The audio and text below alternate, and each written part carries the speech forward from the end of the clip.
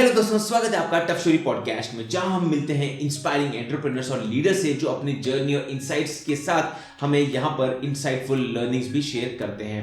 आज के एपिसोड में हमारे साथ है Aishwarya Pendyala, co-founder and CEO of EWA green planet. Aishwarya एक विजनरी लीडर है जो सस्टेनेबिलिटी और इनोवेशन के लिए पैशनेट भी हैं। उन्होंने कॉर्पोरेट फाइनेंस से लेकर सस्टेनेबिलिटी सॉल्यूशंस तक का सफर तय किया है, जिसमें उनका फोकस रिन्यूएबल एनर्जी और वेस्ट मैनेजमेंट पर रहा है। आज हम उनकी inspiring entrepreneur journey, EWA green planet के मिशन और उनके विजन के बारे में बात करेंगे। I think somewhere in India, I have noticed that there are added pressures of maintaining societal norms. In Canada, you're free from it. So no one has time to begin with, frankly. So you have seen the tough lives at the early age. I have seen people go through it, but it would be a lie to say that I experienced it. It did make us empathetic. It did make us compassionate. So humans tend to live in extremes. When they're feeling happy, they go through this extreme emotion of happiness, and when they're sad, they're really down in the dumps. So if I have to speak about all of my experiences in the 3 continents I've lived, it's far from the media reality. And in fact, I have more positive to say against each of those media publications than negative. You can take a horse to water, but you can't make it drink. Excellent. Yeah. So I was always brought to water, and I always chose not to drink. Similarly, every feedstock has a different impact on the reactors. I mean, the anaerobic digestion. You need to do a study on it.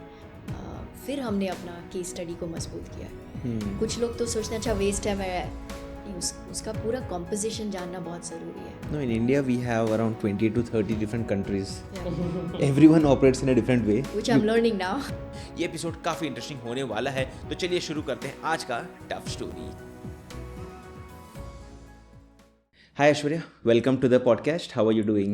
Very well, Amit. How are you? I'm doing great. Hello, Thank you for having me. Hi, Venu. Nice to see you. Same here. So, how has Hyderabad been? I'm still transitioning into Hyderabad. So far, so good. It's coming back to my roots almost after 32 years. It's Wow. been 6 months on and off here. Wow, that's a long And time. In fact, I was visiting India in the last 3 decades of having left it, but I hadn't visited Hyderabad for the last decade. So it's a complete new Hyderabad, and I'm taking it as it comes. So if I have to guess your age, it's more than 32. It's a little less than that, but somewhere around 21. No, I'm 38 if it counts to disclose it. Yeah. No, we would like to know your tough stories. No, don't ask those tough questions. But yes, so I was going through your LinkedIn. I was trying to understand where are you from, and I couldn't figure out much because I could see Canada, I could see US, I could see Jalna. And then when I got in touch, you were in Hyderabad, probably traveling. Yeah. So where did your journey start from? Born and brought up in which city? Born in India. Okay. And proudly so. I was born in a very small town, maybe not small anymore. It's called Raulkela in Odisha. Okay. So my Steel plant. Steel plant, exactly. So my father's career was devoted to steel plants. Okay. And quite a bit of his journey was in Raulkela, which is where I was born. But at the age of about 4, we left India. So early 90s, we exited from India. The last city I had stayed in India before moving out of India was in Nagpur. So a little bit of the Marathiness stayed in me. I guess 32 years later, it had to come back out and find its way in Jalna. So you caught up Marathi at the age of 4? Well, you learn your basic I's and the scoldings that happen in the local Kai karas. Kai karas, ki jhala, kai jhala. But उतना ही आता है. My wife is from Maharashtra, so I know only that much. Okay. Mulga, mulgi, and that's it. Nothing more than that. I'm learning a lot more of it, but the Now little you have to. Now I have to, yes. So from there, your parents moved to US or Canada? To Kenya, actually. Huh. So we were a family of 4, a father, mother. I have an older brother, also an entrepreneur. And I was about, like I said, 4 and a half. We moved to Kenya, this family of 4. And it was a new life because at that point, a lot of expats were being recruited in Kenya. This is in 1990? Early 90s, yeah. It's 92. So you would have got a injection when you go there or come back. I do remember getting a yellow fever injection at that point. I think the list is a lot longer now. But yeah, back in the 90s, maybe the checklist was a lot less, and my parents felt, okay, such few injections, let's go there. But jokes apart, there was a flourishing steel industry there, and he had a great opportunity.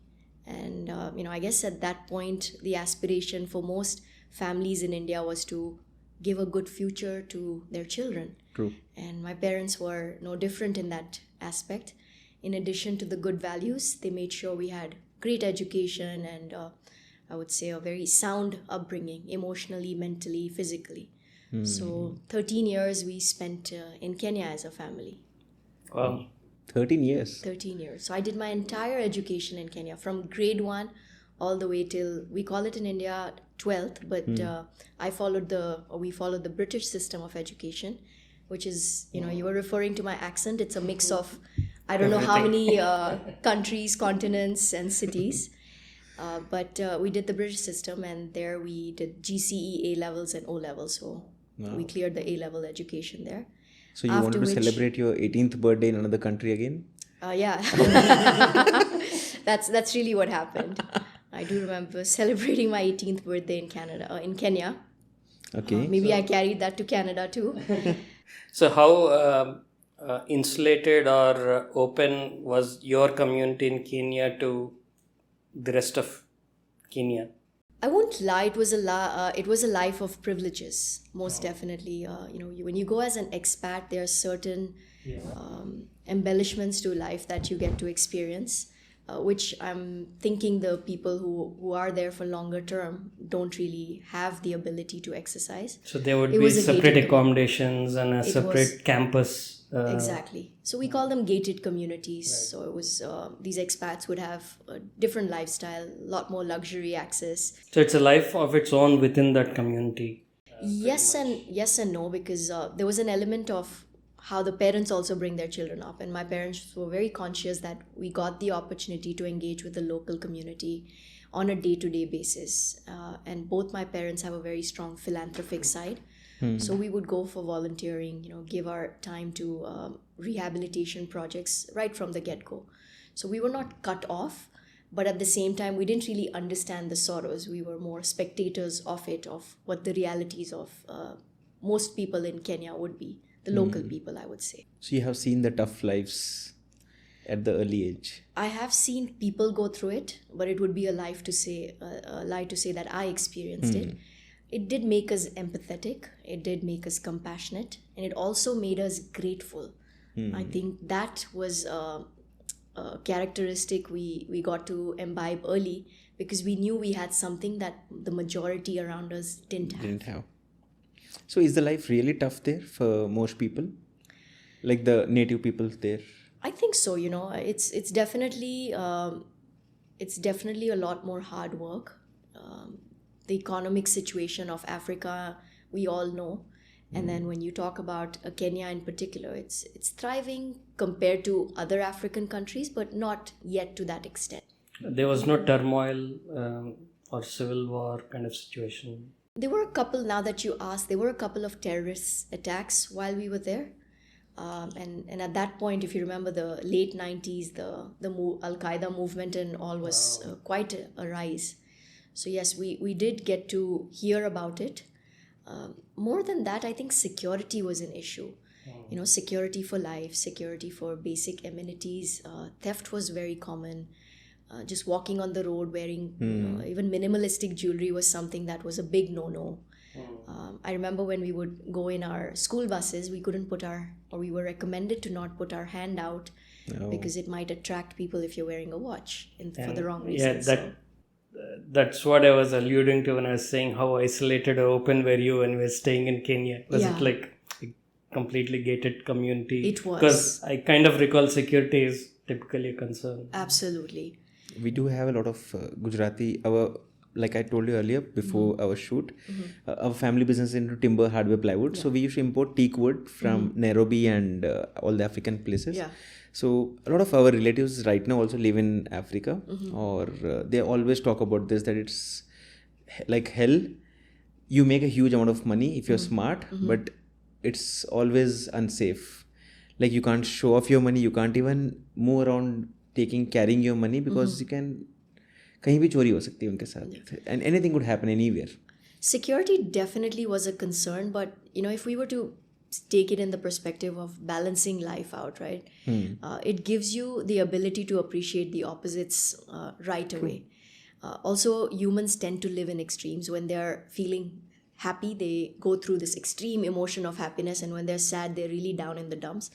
But living in countries that are developing in nature, that are struck by poverty, makes you live a very balanced life, because you know to appreciate them and coexist with the privileges that you have. So I don't want to overtly say that it was unsafe to extents that sometimes we see it in media. Yes, safety was a concern, but it didn't create fear in our minds, which also says a lot about how welcoming Kenyans were to leave us with a good taste, that I do want to go back and appreciate the nature there and spend time with the people there. Interesting. I was looking up Kenya recently for the safari Yes. trip. Then I saw, yellow fever vaccine lena. I'm like, okay, switch thing. No, so we have this negative thought because my mama, who has recently shifted to Canada, when he went to buy same timber in Nairobi, and when he came back in Delhi, somehow some document issue came up, and it was reflected that they didn't take the injection, or maybe they had to do a quarantine for 7 days or something. अच्छा. And it was crazy. मतलब दिल्ली आने के बाद अपने घर से आप airport के पास रहते हुए भी, गुड़गांव में रहते हुए, you can't come back home, and they you are forced inside a room, and Indians suddenly if you are put in a room they feel that they are in jail. और जो panic किया उन्होंने, they had good contacts with Sushma Swaraj ji, Smriti Irani, I wouldn't tell all the contact relationships, but या उसके बावजूद उनको बाहर आने नहीं दिया. They said it could be bad for everyone else. तो it was a tough thing, and that also created a mental block कि भाई सोच के जाना है, अफ्रीका जाना है, घूमने भी जाना है, तो क्यों इतना दर्द क्यों लेना? It could be a dangerous thing. And in media, definitely it is shown in negative limelight. I agree to that. The same way how India is shown as a slum dog, like the Slumdog Millionaire movie, when you look at it, and people think that India is full of slums. I say most of the people who say that, they can't even afford a property in India. Many of the people who go there and they feel that, they live in a rented house in the West, and they feel that, hey, India is damn cheap. I would say, come and buy one property in Mumbai, Hyderabad, Delhi, in a good gated community. Then you realize the difference. Actually, it's not that India is also slums. It's only a small section which is slums, that also is being now redeveloped, probably by the Adanis or whatever is going on in Mumbai. But things are changing. Definitely. I think isolated few events create such hype that they leave the strongest impressions on us. But it's people like us who have to take that ownership to speak our experiences, because they come from a very neutral lens, right? So if I have to speak about all of my experiences in the 3 continents I've lived, it's far from the media reality. And in fact, I have more positive to say against each of those media publications than negative. So it's also what we make out of it. And it's also the perspective. I mean, that's what. Do you want to double click and focus only on the negatives, or are there some good that you can take away from each of these countries? But I would, not that this is a sale ad for Kenya, but do take your time once in your life to visit Kenya. It is spectacular. The nature there, the safaris, it's once in a lifetime experience for sure. Definitely. So from Kenya, what did your parents make the move towards Canada? So actually my parents didn't make the move. My brother was the first one to venture out from Kenya. There were no, I would say, advanced facilities, or at least not that the family felt comfortable for us to pursue higher education. So my brother, just like typical Indian valued families, was encouraged to apply for the best universities across the world. US was one of them. Opportunities in US came up for him. Canada came up for him. United Kingdom came up for him. But there was an element of also what we could afford at that point. And amongst all of the university offers that he had got, our family felt most comfortable sending him to Canada from an economic standpoint, financial economic standpoint, but also for what he was wanting to pursue. He got a scholarship with a renowned university in Canada called McGill. Okay. My other sister studied in McGill. Okay, we have a lot of interlinks here. Fantastic. So he went there for his education. My brother and I are just a year and a half apart. So usually what happens is उसके पहने हुए कपड़े एक as पे मुझे आते थे. So his choice of education prompted my parents to also think that maybe she should join him in Canada. And again, family values, Indian family values are let's keep the family as much as possible together. Closer, So my choices were there, but they were restricted to Canada.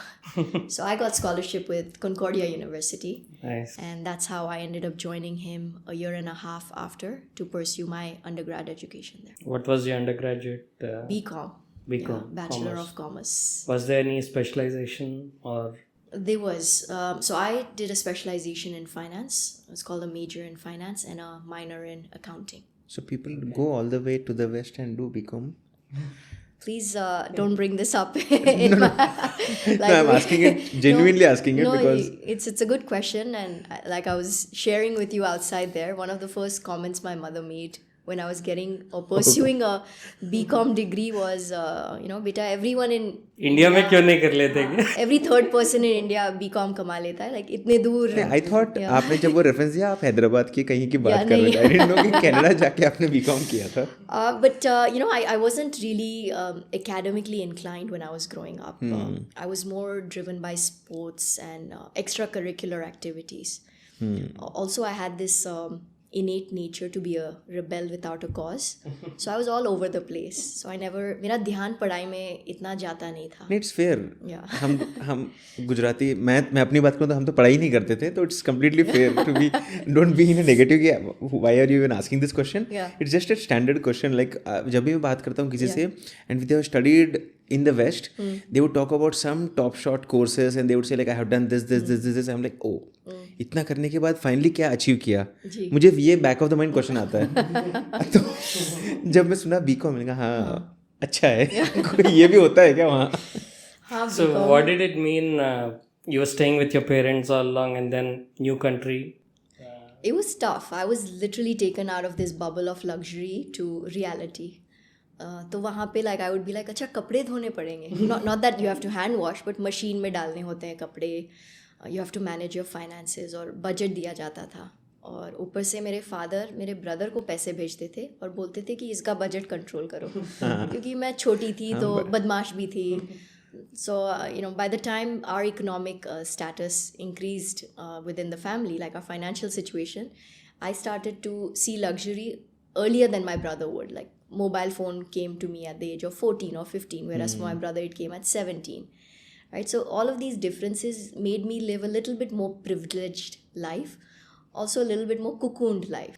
So I didn't have the best knowledge of how to manage my finances. So my brother would give me, top-ups every week, or he would tell me, "Acha, aaj, in your back in the day, you would have a limited number of minutes on the mobile phone. Mobile phone, yeah. So he would say, you can speak these many minutes on your mobile phone for this week." So I felt very suffocated and like, what is happening? Suddenly, I came from this no rationing lifestyle to fully rationed lifestyle. Plus, you have to manage education there. And here you are spending so much money, hard-earned money of your parents, that there's an added pressure to do well. So initially, I was really not happy with the decision to have gone to Canada. Okay. Yeah. So did that change later? It did change, and it all came from this sense of maturity that it's part of human evolution. Growth happens through challenges and adverse situations. But I would say one of the most pivotal or turning points in my life was the loss of my father. That actually happened while I was still in undergrad. So in undergrad education, third year this was, my parents had moved to Saudi Arabia, my mother and father. And my brother and I were in Canada. So at that point, he had graduated and he was working, whereas I was still clearing my third year of university. And an unfortunate tragic event had happened. It was an accident, and overnight, life changed for us. Really sorry to hear that. Yeah. And, like we say, challenges bring out the best or the worst in us. as a family, we came so much closer that we had no choice but to bring out the best in each other and ourselves. But that was my real experience or first-hand experience with adversity, loss, trauma, or everything that had created empathy in me while I was living in Kenya. I was on the other side of those emotions because it was a sense of helplessness. Financial crisis had struck because you're still in university, you need to pay your last year of college. All of this can be overwhelming. It really was. And I wasn't the most mature emotionally to be able to articulate my emotions. तो तब क्या होता है कि आप emotions को दबा लेते हो, सप्रेस कर लेते हो, फिर वो अलग अलग तरीके से manifest in different ways. That's it. तो एंगर होता था, चिड़चिड़ा हो जाता है इंसान, चिड़चिड़ा, इनसिक्योरिटीज बहुत हो जाती थी, और सही डिसीजन नहीं ले पाते हैं बहुत बार. बिल्कुल, there was a major identity crisis. Plus there was this in my head more so than by people outside, comparison between how my brother was doing and how I was doing. I think that's an Indian thing, is what I understand. Could be. Because I don't think in the West people compare both of their kids or compare them with the neighboring kids. They all, whenever I speak, Well, it's probably because they leave the house when they're 18 and then each one forms their own normally also when they are destiny. little kids also, they wouldn't just talk, they would just say, hey, my daughter draws well. हमारे यहाँ पे आपकी बेटी से अच्छा draw नहीं करती है हमारी बेटी. So always downplaying own kids, downgrading the own kids. In fact, I also do that unfortunately, but because जो हमने देखा है हम वही कर लेते हैं, फिर realize अरे क्यों कर रहा हूँ मैं ये. Why do I even say this? My son is not playing good basketball because the other kids are playing from 2 years. They are better, but we have this habit of always poking negative thoughts around our kids or comparing. So I'm sure what you're referring to. Yeah. And since your brother is also 1.5 years elder to you. Yeah. 1.5 or 3 years? 1.5. 1.5. Yeah. So they would just compare it saying ki I think, or maybe like you said, unknowingly we do so much of this, and the society around also does. अच्छा इसका marks अच्छा आ रहा है, इसका ऐसे आ रहा है, ये इतना अच्छा कर रहा है, ये. Peer pressure is everywhere. In some form or another. And it's easy also to play the victim card because 19-20 जब होता है, then you say इनकी वजह से हुआ है. So I also encashed on it. I found a reason not to do well. So which is why I was saying I became a rebel without a cause. I said okay, पढ़ाई करने को बोल रहे तो और भी नहीं करूँगी. Don't play outside for those many hours, because I was actually representing Kenya for badminton under 16. I was swimming at representing my school for swimming competition. So I was doing well from a sports standpoint. Physical activities. But academics was just something that अच्छा time है तो पढ़ लेंगे, नहीं है तो नहीं पढ़ेंगे. It was ये तो interest वाली बात होती है. You can't force on a child that you have to be academically well. But I have to mention this. जैसे यहाँ पे 12 साल होते हैं schooling के ना, तो 12th में आप पास होते हो, तो वहाँ पे 13 होते हैं. So that's what you call A levels. Okay. And my brother, when I was doing my last 2 years of school, my brother had already graduated in that. So what happened? Subconsciously, I felt so free because there's no one to be compared with. वो school में है ही नहीं. Those 2 years, I did the best I had ever done in my academics because there was no comparing point. I studied for me. My parents probably had even given up कि ये पढ़ेगी कि नहीं पढ़ेगी. And so much so that I ended up acing my board exams these last 2 years. So it's also our abilities determined by the environment that we breed in. And the inner environment plays a big role, more than sometimes even the outer environment. You can take a horse to water, but you can't make it drink. Excellent. Yeah. I was always brought to water and I always chose not to drink. But all that being said, these events shape you because they bring a sense of self-realization when you become mature. That's why you can identify how you were and how you are. And that they call this swadhyay, right? The self-study aspect of life is very, very critical for success in life. And I'm not just talking monetary success here. Just any kind of success in life needs you to study yourself and have a keen self-awareness. And incidents like losing my father, and there were a couple of other things that happened, personal life, relationships, for whatever reason, were not really my area of strength, romantic relationships, or my area of investment. So I saw, I would say, not the most rosy side of that. So those also made me learn quite a bit. Did your sense of self-awareness kick in early on, or did it really come as you grew over the years, 30s? I want to say I was born like this, but no, it happened much later on. Like I was mentioning, I am 38, but the last, I would say, decade, 8 years have really helped me come closer to myself and also make choices that are free from societal pressures or environment-related herd mentality decisions. After a while, most of us become mature enough to understand what really matters to us and what doesn't matter. Exactly. Initial stage of our life, we do things which we try to impress others, we try to keep others happy, the family happy. Yeah. Later in our 30s, 40s, we realize that nothing really matters. It's our happiness is what actually matters. Today, if I'm not happy, my parents anyway wouldn't be happy. True. So there's no point of impressing everyone while I'm being sad inside. So people need to realize that. Yeah. And I think it only comes by time and experiences, going through all these different troubles. Everyone has to follow this process. There's nothing like a template कि फटाफट शादी कर लो, बीवी से कभी झगड़ा मत करना, बच्चों को कभी डांटना मत. It doesn't work that way. Everyone has to go through this part of life, go through the challenges. Some have more troubles in that journey. Absolutely. But eventually they need to realize that we have to come to a stage where you have to be yourself happy. Absolutely. The world doesn't really matter. I think my experience or true understanding of happiness really began where I started to dive more into spirituality. So after the loss of my father, I think inevitably the situation made us a little bit more go inwards. You have to kind of pick after yourself, and that helps you really understand or evaluate every choice and decision you make. Was there also a challenge in which country do I belong? Because you're traveling different countries. Not really. A sense of home, or... It's a very interesting question, but I think the goodness in all of this, when I'm really speaking from having stayed in 3 continents, is when I was there, I really felt I belonged there. And maybe because I had created a social circle that allowed me to feel that way. And now that I'm back in India, I cannot even think of living anywhere else but India. And it's only been, 8 months. So never felt out of place. But I must admit, the kind of belongingness you can experience when you live in the country of your origin is unmatched. It's something that cannot be put in words. It's as simple as having a Diwali here, right? It's comfortable. Everyone is welcoming. Yeah, everyone is available. Everyone's available. And the definition of home is just in the environment. You don't have to go to your home to feel at home. You don't have to fit in or try to fit in. It's home.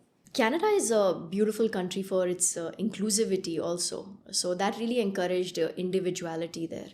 I think somewhere in India, I have noticed that there are added pressures of maintaining societal norms.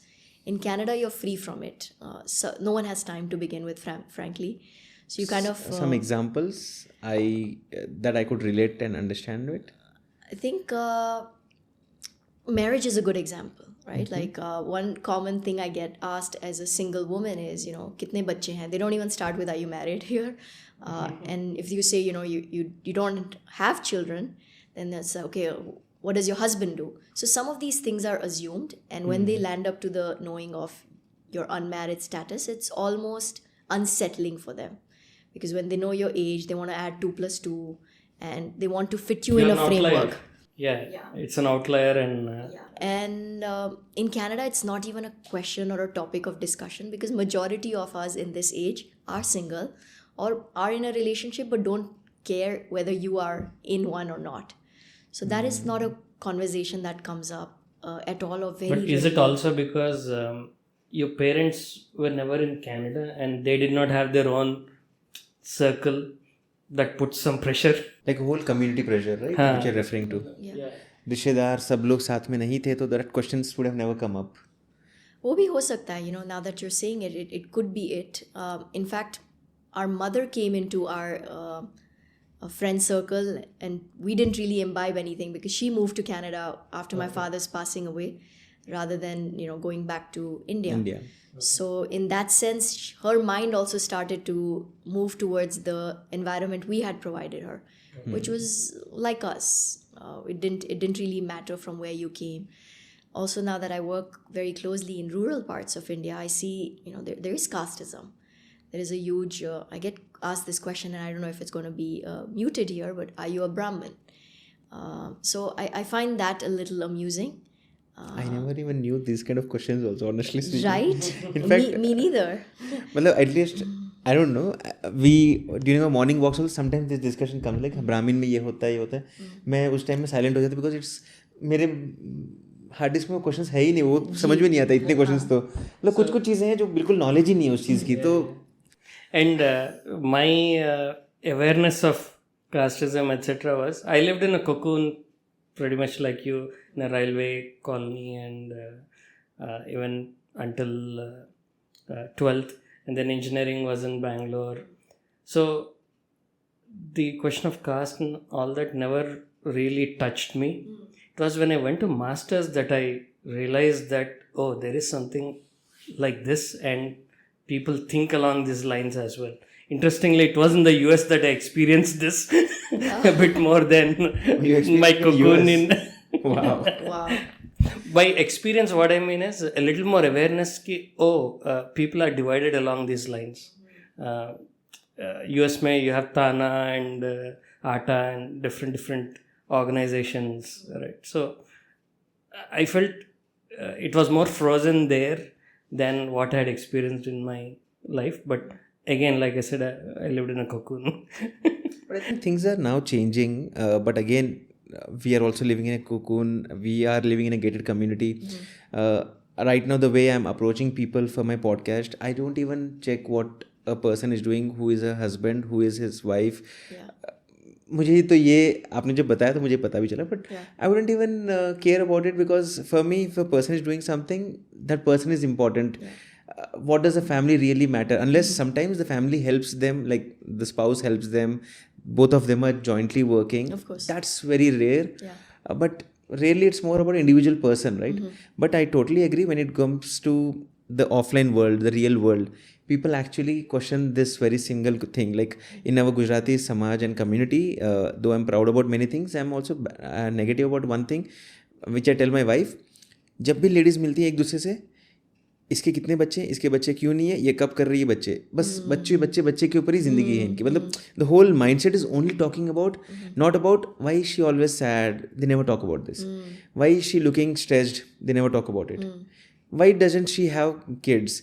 किसी से मिले, they just got married, the first question is बच्चे कब कर रहे हो.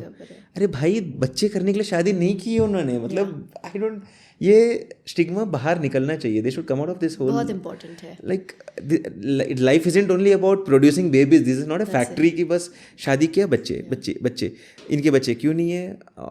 That's the only thing which happens, and I always tell my wife also कि whenever I get a chance, when I go to the Samaj as a speaker, I talk about professional stuff.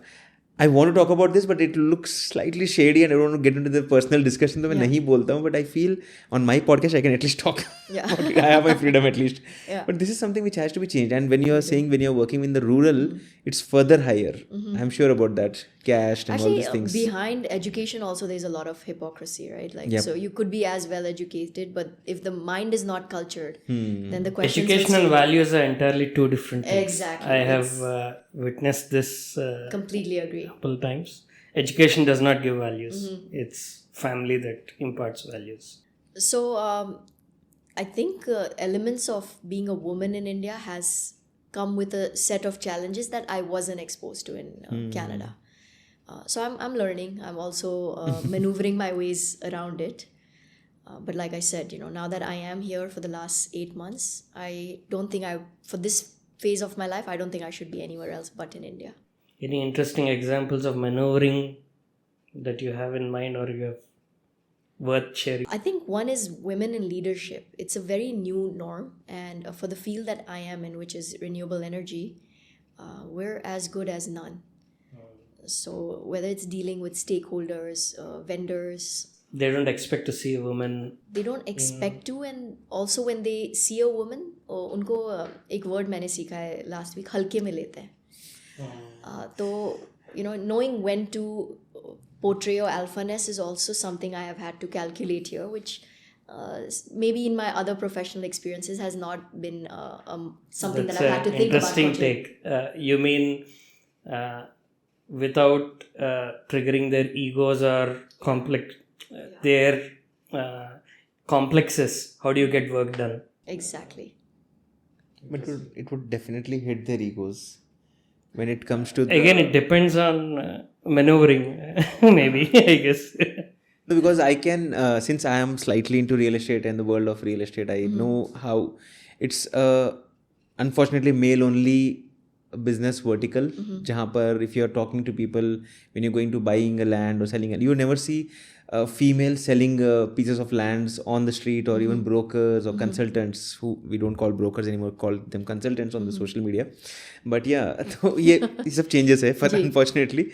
But it's basically everyone is a broker in the world. सब कुछ बेचना ही है.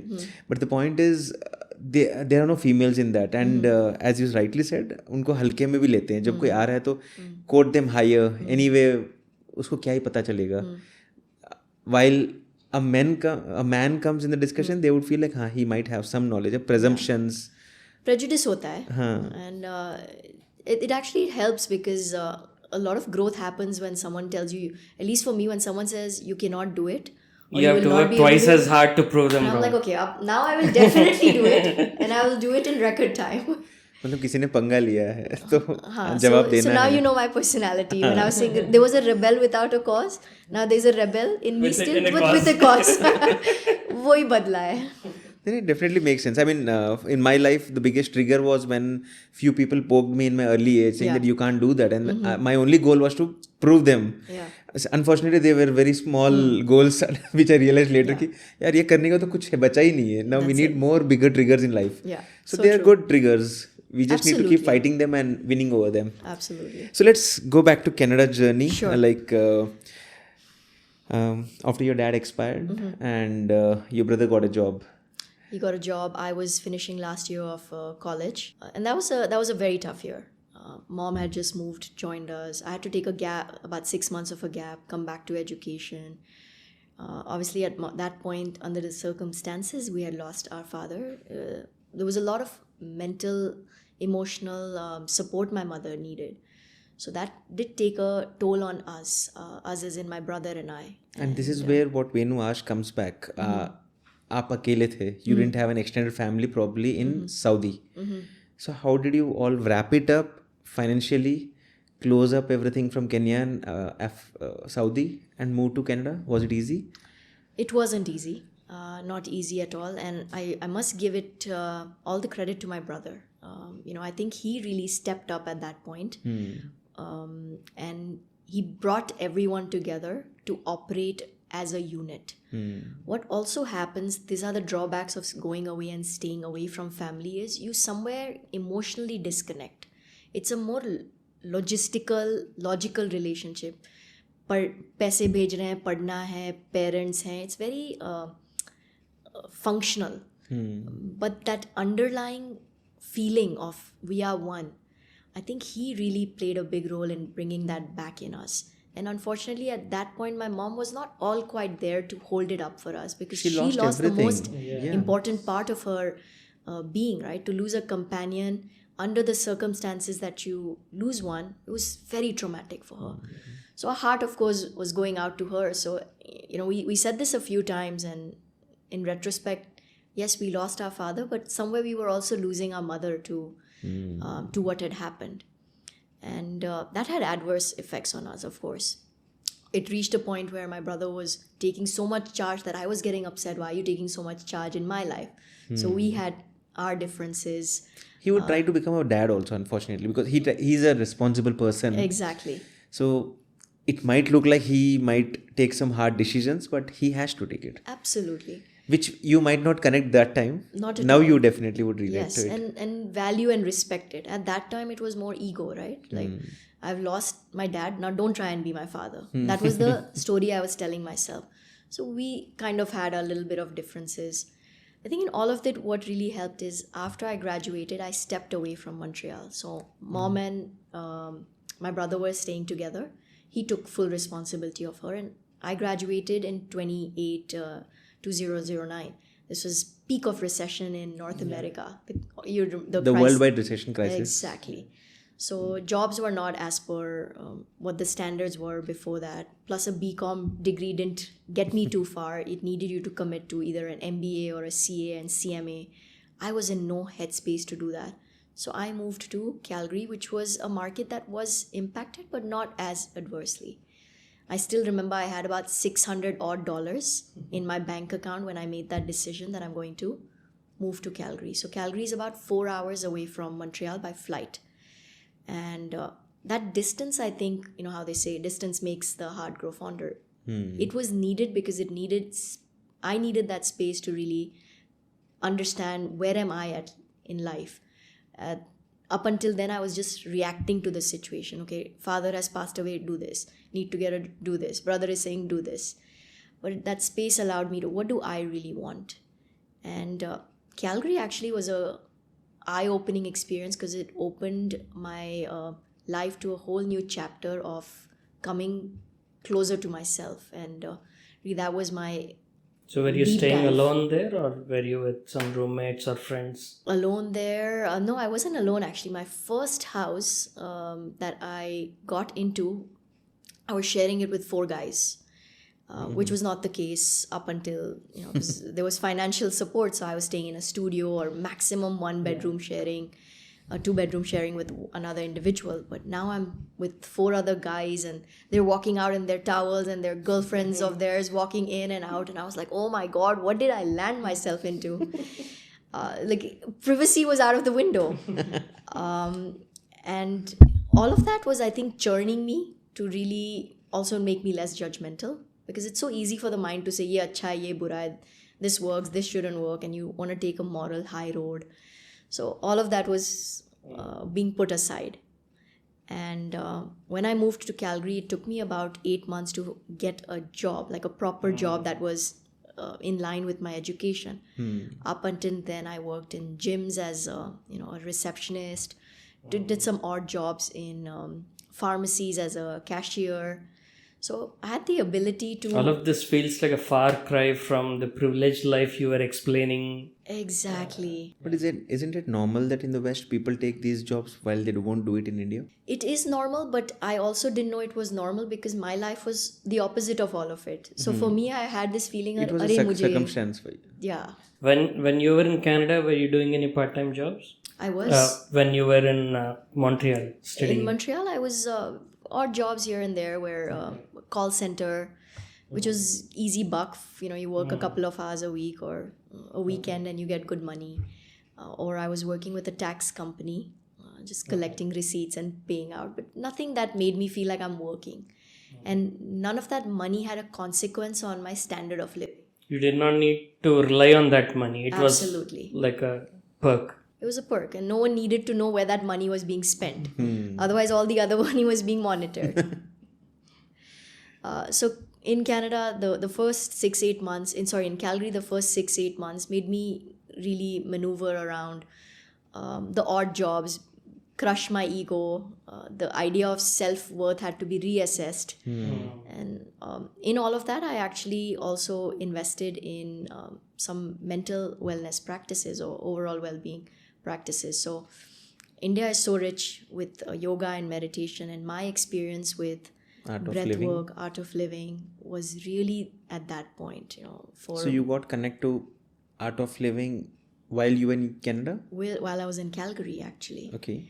And I remember I had the opportunity, because it's a very prominent thing in Montreal, because the Art of Living has a retreat center in Montreal. So that would have been an obvious thing. But again, I was a rebel without a cause even then. So I didn't take on to those offerings at that point. But Calgary brought me to a point of openness. It humbled me to really adapt to things that needed to feed my soul. And Art of Living did that for me. And having Gurudev Shri Shri Ravi Shankar come in my life was really that, I would say, 180 flip. And How did your perspective change? I mean, if I was to make it a short sentence, it was night and day of a difference. But if I was to really break it down, one big thing that I saw changing in me right away was just my ability to express myself without the burden of emotions. Usually when we are speaking about things that are dear to us, a surge of emotions comes in it, and it kind of dilutes what we're trying to say, whether it's anger, tears, or you're not just able to verbalize it with the perfect expression. But with these practices, with having had the experience of a live master in my life, I was able to see the expression, the quality of my expression and action was getting refined. This started to improve my interpersonal relationships. So things that were sour with my brother, that started to see change. I was really able to understand the situation of my mother at that point, that her trauma, what is she missing? rather than making a journey of me, myself and I, it became more collective, us.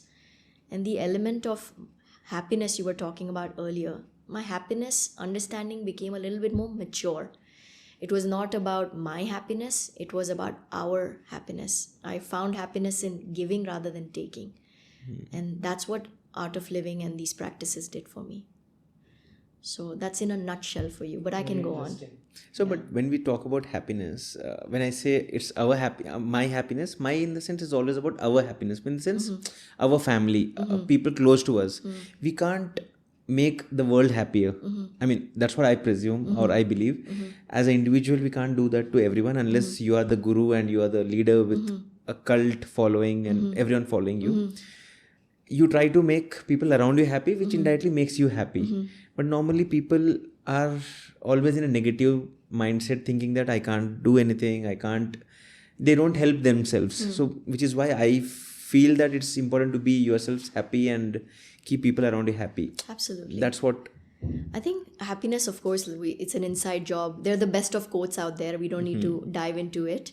But when I talk about the maturity of happiness in giving, the element of service, that was very alien to me, which in Hindi is seva, right? To be able to do something for someone with no real reason or a selfish act for yourself or return for yourself is something really what Art of Living taught me.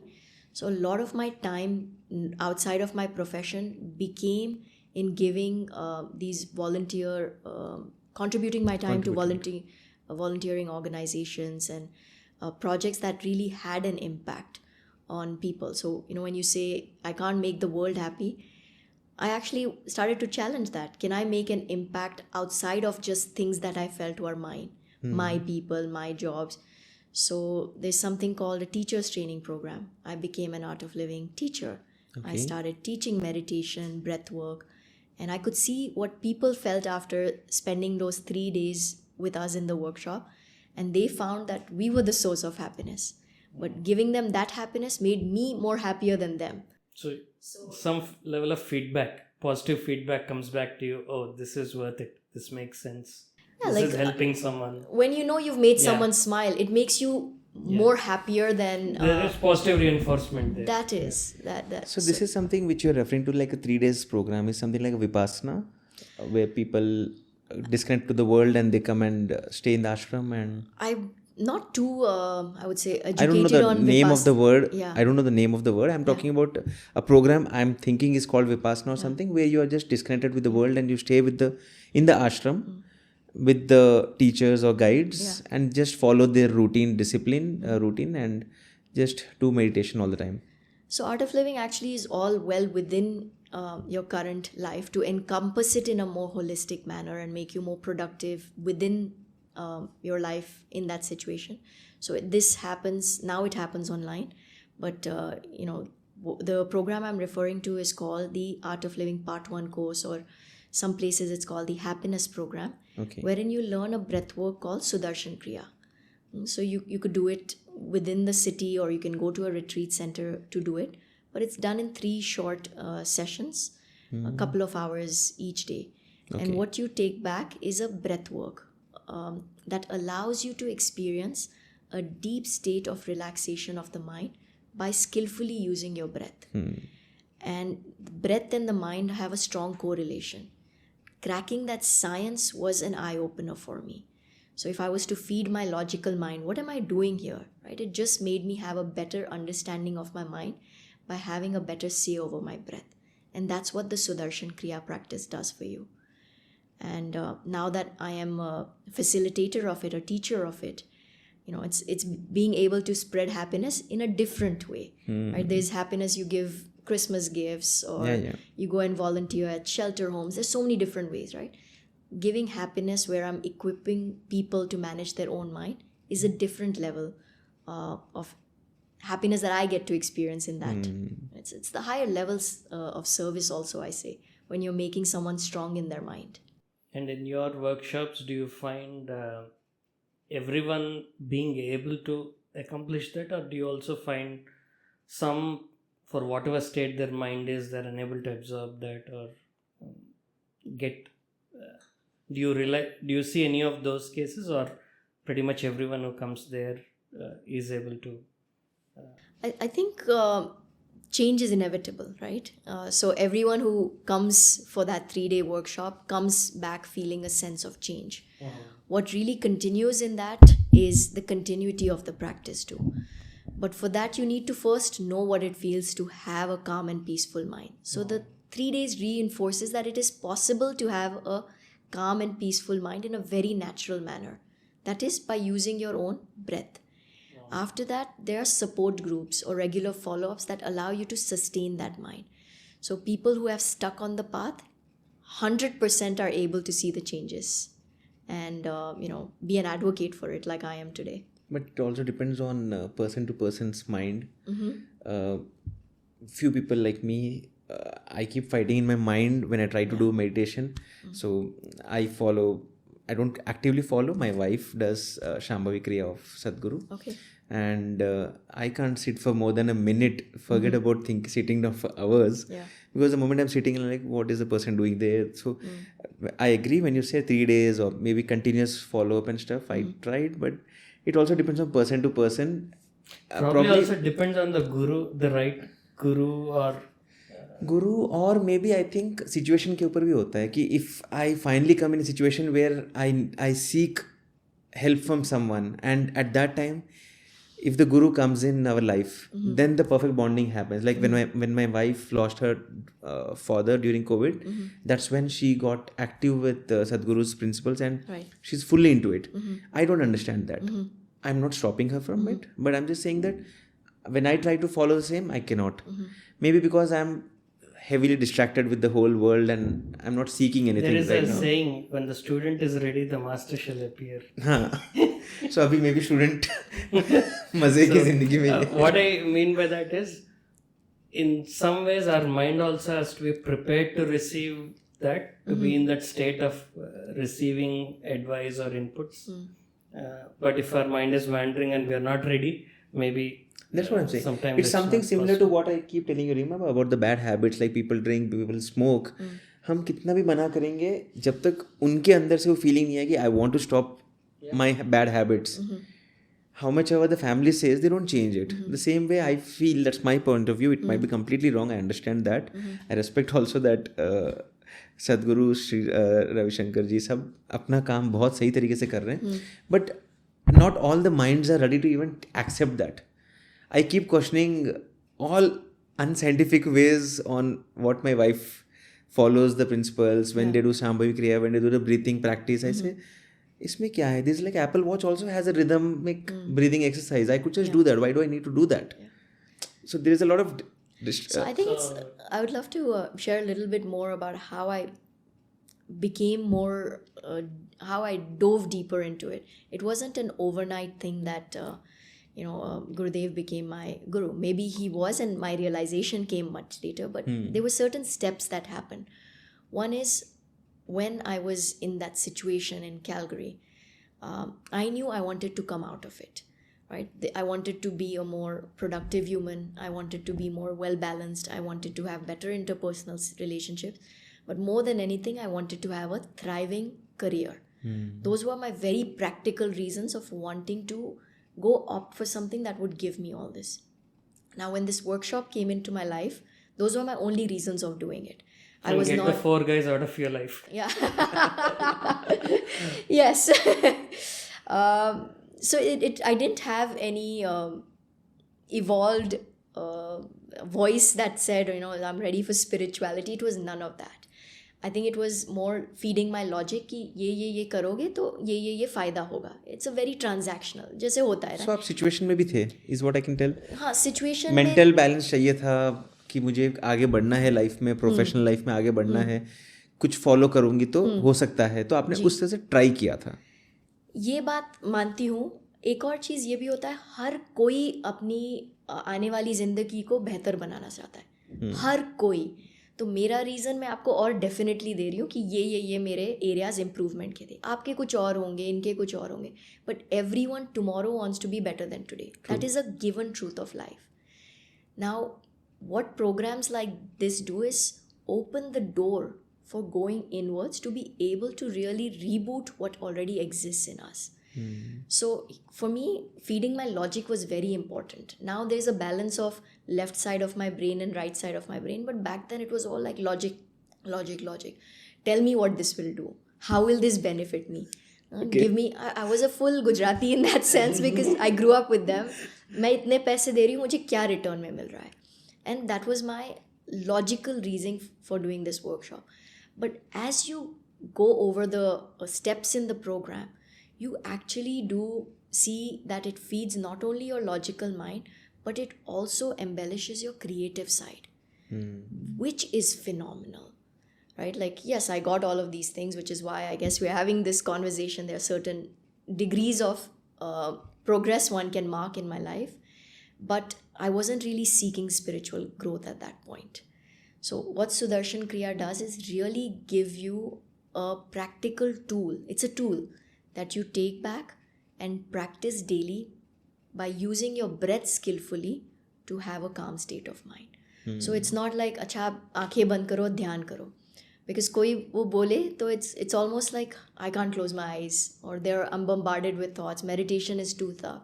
We don't need to make meditation happen. It's happening because of that breath work, which is what I connected with. Like, I didn't have to work hard. It just happened. So does it mean that in your day-to-day work, someone offends you or insults you, your BP does not rise?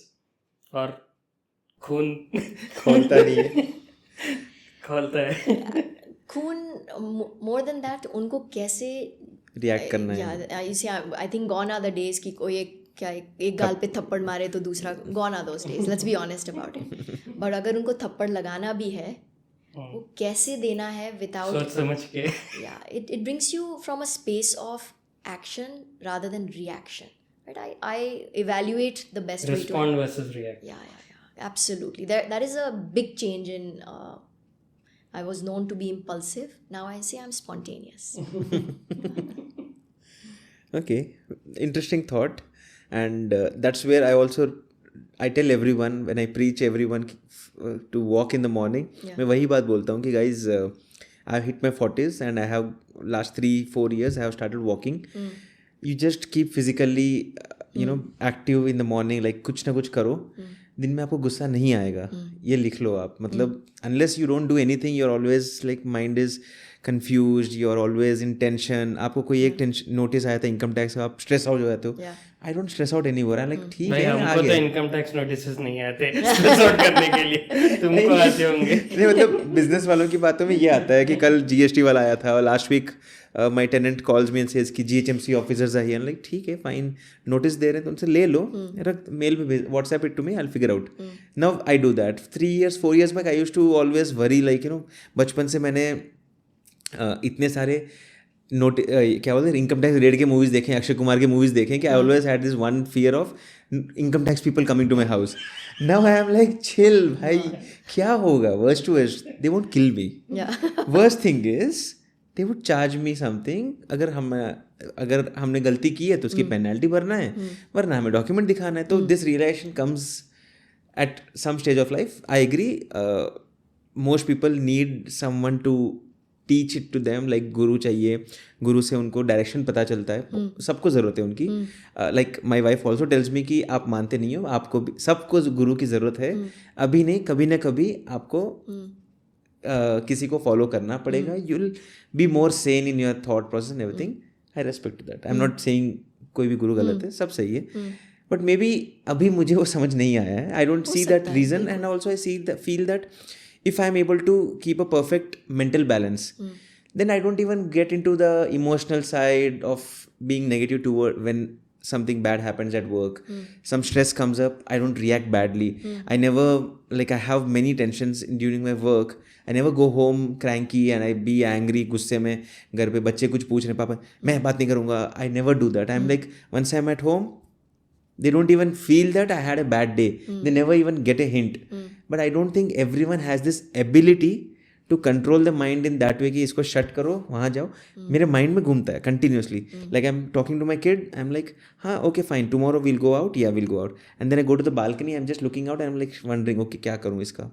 I don't react on the other family members, which is why most people are worried about the stress of work being pushed on the family. And that is where the family says, please follow some guru, please follow some practices. Sometimes it's not even pushing stress on, like I was mentioning to you, I'm not somebody expressive. So the least of my family's concern is that I will push the stress on them. The more concern is I might take it in so much that it comes out in forms like blood pressure, आज दुनिया भर की diseases हैं उनको. So we don't know how stress gets accumulated and at what point, right? At the top of it, of course, it can all be hunky-dory, but... And we are all so smart in this new generation that we don't even show the stress to others. हम सबके सामने हंसते रहेंगे. अंदर से Instagram में सब Instagram is the one platform which I hate also. Like it's only a happy platform. While because I have been a tech influencer, I know all my friends from tech and the fashion world. All the females in the fashion world, they keep complaining. They're so stressed up when they meet post the event. I can openly talk about them now. बिंदा बेचारे हमेशा रोते रहते हैं, कोई पैसा नहीं दे रहा है, कोई कुछ नहीं कर रहा है, सिर्फ हम तैयार होके आते हैं. And then the moment someone puts a camera, they're like smiling. I'm like क्या कर रहे हो? दुख दिखा दो तब आपको फॉलोअर सच में आएंगे. ये क्यों फेक लाइफ जी रहे हो? So Instagram is again a fake world. Vulnerability और authenticity दोनों आजकल compromised हैं in our day-to-day living. True. Anyway, chalo, let's get back to work and let's talk about your work. So, you worked in Canada. You have been shifting workspaces. So I worked in Calgary for about 5 years. I actually started my career with environmental solutions, oil and gas recycling. Uske baad, I came back to Montreal, reunited with the family. Okay. And I did from defense aviation to footwear, VF, Vanity Fair, footwear, fashion apparel, फिर VFX industry, काफ़ी industries में I was spearheading their finance division. Okay. So I was able to see a natural progression in my career, as they would say, you go up the ranks. That's one way of defining it. But I always knew that I was not cut out for a job. Okay. But at the same time, knowing it and acting on it are two different things. So मेरा time नहीं आया था जैसे आप बोल रहे थे. In parallel, my brother's entrepreneurial journey had already started. He's someone who's got an engineering background. He's done his MBA, and he started off with having a tech startup in Montreal. He saw a couple of exits in Montreal, and I was seeing that happen in parallel. But at the same time, my idea of entrepreneurship hadn't really gained enough maturity for me to really understand what kind of an entrepreneur I want to be. Because businessman तो सब बन सकते हैं, but अगर entrepreneur बनना है, then you need to be bringing some value. What is the value I can bring? I had zero idea of it. And by then I was very fortunate that I would become an art of living teacher, so I was actively teaching. So part of my life where I wanted to give back and contribute was being balanced. Cut to, I had 15 years of professional working experience, and I was doing well. Through one of my efforts and initiatives with the art of living, I had the opportunity to be part of rehabilitation projects here and there. And then Gurudev was invited to Norway for the International Climate Summit. It happens annually in Bergen. Most people know of it. And he was the keynote speaker there. So I was able to, tag along in that summit. And that event, 3-day event or 4-day event, really had some interesting conversations in my life. They opened the doorway for me to start thinking in an entirely new manner, and possibly was the breaking point of an entrepreneurial journey for me. I met a lot of Indians, young entrepreneurs from India who were doing fantastic work in the renewable energy space. And I started thinking there's a lot happening in India. My idea of India had kind of stalled to when I had left in the 90s. So almost frozen in time. Yeah. Yeah. Plus when I would come for vacations, तो वो छुट्टियों में आप जितना देखते हो वो idea रहता है इंडिया का. कभी बड़ा चढ़ा के बात करते हो, कभी ट्रैश कर देते हो. So it went through it's ups and downs with what the newspaper was reading on any given particular day. But I think that event really defined the global stage India had taken. And of course, a guru coming from India, leading a platform like this and being applauded by UN dignitaries put things in perspective, like, wow, India is really doing well. And one particular conversation I had with a gentleman there was Siddharth Mayur. I must quote him. I met him in a train ride. We were both going to the summit. Okay. And he was looking at me, and I guess I was a familiar looking Indian. So he started initiating a conversation. And in that, I found the incredible work he was doing in green hydrogen. And I asked him about his journey. But to summarize his journey, because this really hit home for me, he comes from a farmer's background. And he went back on a particular Diwali to his village, and there was no electricity. And he said, Diwali ke din, and he was living in Pune, I guess, at that point for education. He said, Diwali ke din, when the entire world is celebrating the Festival of Lights, my village has no electricity. I cannot let this happen for the next Diwali. So that's where the germ for him began to start his entrepreneurial journey. And of course, now he has an established company in the green hydrogen space. But that conversation left an impression in my mind. I said, people are living in such adversity, right? There is room for everyone to contribute. Plus, those 3 days of the climate summit made me realize that the climate crisis is real. True. It's not something that, we can deal at with a distance and just read it as a magazine page and let go of it when we put down the magazine. Everyone needs to take a collective action. All of these thoughts were brewing while I was there. And when I came back to Canada, I went on I would say like a rampant outreach to write to people on LinkedIn with an idea that I had conceived. And that idea also went through many iterations, but just to keep it short for this podcast, it came down to create small-scale circular economies in 2-tier cities of India where the waste can reach a material recovery facility. Different kinds of waste can have different lives of it. So dry waste can get recycled. Now they're making from plastic. Roads are being made. Wet waste has its own life cycle. So within that small scale economy, to be able to really meet the circular needs for it. So recycle, reuse, refurbish, all of that to be applied with it. Did your past experience in environmental and gas recycling kind of connect to this venture? Not yet, but there is a point that it does help me. But at this point, it was just something that I had a very bookish, idealistic way. Every 2-tier city should become independent, not rely on fossil fuels, and support its own electricity. The waste management should be such that we don't have more dump sites, because one of the biggest crises in India is the number of dump sites. Landfills. Exactly. Landfills are full. Dump sites are in plenty. We're losing accountability of it.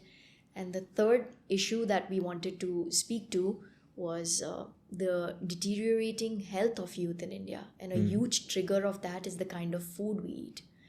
The kind of food we eat is compromised because the quality of our soil is compromised. The fertilizers, the steroids that are being put into the food we eat, all are impacting our health. So wanted to work on working on the quality of soil health. So these were the 3 ideas within the circular economy: proper waste management, reduction of dependency on fossil fuel, and lastly, increase the value of our soil health. So the financial analyst in you would have started thinking, okay, how do you make this sustainable as a business? Not yet. I think I was very much still in the seva bhav, where I was like, मैं आके India में कुछ बदलूंगी, and all of those idealistic things were going on. So truthfully, it hadn't reached that point that I would even be economically encashing from it. It was just or making on paper. it sustainable. Or even making it none of that was there in the paper. But this me going rampantly on LinkedIn, reaching out to people while getting educated in this entire journey, made me meet a gentleman called Brandon Moffat. Now, Brandon Moffat is an established renewable energy player in North America. Okay. And my heartfelt gratitude to him, because somebody who had zero knowledge, zero experience in the field, was literally handheld by him in this entire process. So me and a buddy of mine, Matty and I have done a lot of ventures together. Okay. From international trade to trying to buy a CNC shop. तो वो कीड़ा तो था कि कुछ धंधा करना है, but how does that translate into creating value was never really established. We wanted to quit our 9-to-5 jobs. ये तय था. But how to get there, we were brainstorming on a daily basis. Every 6 months we had some new idea. So quitting 9-to-5 job also means salary nahi aayega. So did you have savings built in to take that plunge? Or? Yeah, organically savings were being done, but it was not a conscious decision. Honestly, we were foolish. Let me tell you very frankly, 2 years ago we were foolish. We just had these ideas and we thought somehow something will happen. You know, you believe so much in the universe कि कुछ तो होगा मेरा. कुछ तो हो जाएगा. So that foolishness made us knock at different doors. And when you say quitting a 9-to-5 job, it's not quitting a 9-to-5 job when you get into entrepreneurship. It's taking a 9 to 12 job हो गया वो. सिर्फ सोने का time है, उसके बाद कुछ टाइम नहीं. Salary नहीं आएगा तब क्या करोगे was my question. Because employees still have a Monday to Friday or Monday to Saturday work life. Yeah. यहाँ पे Monday to Sunday you are always working. Sundays also you are working. You're figuring out something. Absolutely. And the mind is though free. Right? In a job you're somewhere caged in your thinking. Here the mind is free, but पैसे नहीं मिल रहे अभी. But पूरा time पैसे के बारे में ही सोचना है. How will you survive? How will you run this whole plan through? This venture, right? This venture. So I think let me take you through that story, because Brandon plays a very important role here. Brandon actually gave structure to the economic sense of what we were thinking. And he said, okay, ठीक है, सेवा वेवा तो ठीक है, but you really need to make it sustainable. One, for yourselves, for the people you'll engage in this project. It's not, it's not a volunteering gig that you're trying to pull off that will run on funds or donations. This has actually got a foolproof business case if you put your minds and hearts to it. So, but had he applied that model in India anytime before, or was it just working in North America? Brandon has a connection with India, and it'll unfold as I share my story here. So Brandon kind of started coaching us. He also gave us the opportunity to do some, mature internships. So he would give us time to really take us through the business plan in a more effective manner. In that exchange, he introduced me. So we said, ठीक है, श्रीलंका में खोल लेंगे, बांग्लादेश में खोल लेंगे, south east Asia में कहीं पे भी खोल लेंगे ये. Planning में मजा आता है. हाँ. Projections. Wildness. Canada में भी कर सकते हैं because we were all Canadian citizens. US में कर सकते हैं. We had gone over the entire global map. Glad. Not till the moon. Not till the moon. No. Waste management is not a requirement yet, but maybe it will. The idea would be we'll dump everything to the moon in the future once. Oh God, I hope not. No, that's the reason we are working on the interplanetary things, right? Yeah. हमें moon पे घूमने नहीं जाना है. हमें कचरा यहाँ से वहाँ फेंकना है. Hey, it won't be dumping stuff, it'll be dumping people. That's what is being sold. But in reality, I am presuming it will be all the toxic stuff would be pushed onto the moon. So that the earth is safer. I'll tell you my guess, it's asteroid mining. Reaching Mars is one journey, but the money is in asteroid mining is my guess. Podcast number 3. So Brandon actually put a framework, and he said, you come from Indian origin, and so does Matty is Sri Lankan origin, but her roots kind of are also alluding to India. And Brandon said, India could be a good starting point if you have certain things in place, which is lower barriers to entry. So some sort of a network that can help you thrive here. If you have access to waste, obviously capital infused in India will last longer than capital infused in North America. The capital cost of a project. Cost The burn itself rate is much lesser. Absolutely. So there were few things he pointed out, and we said, okay, we came down to 3 countries. So the 3 countries were Bangladesh. So Andy is Matty's spouse. So the 3 of us are like, we do things together in business sense.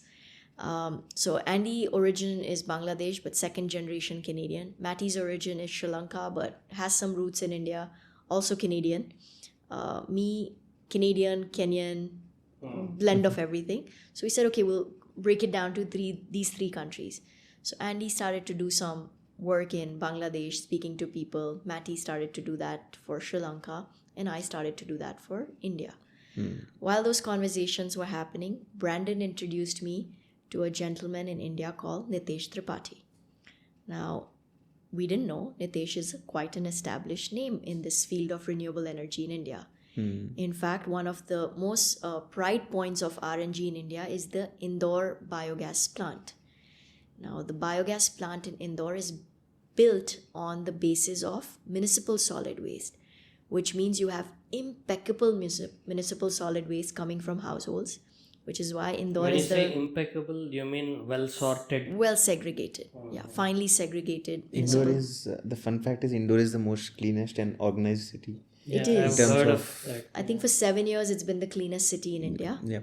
And because their quality of waste is so high, or the segregation is so high, the waste quality is high. Now, taking the organic waste has its own lifespan, like I was mentioning to you. And this particular lifespan is you can convert it into compressed biogas. The science of biogas is not new to India. We all most of us stopped at making biogas, or what we were calling gobar gas. उसमें methane रहता है 50%, 55%.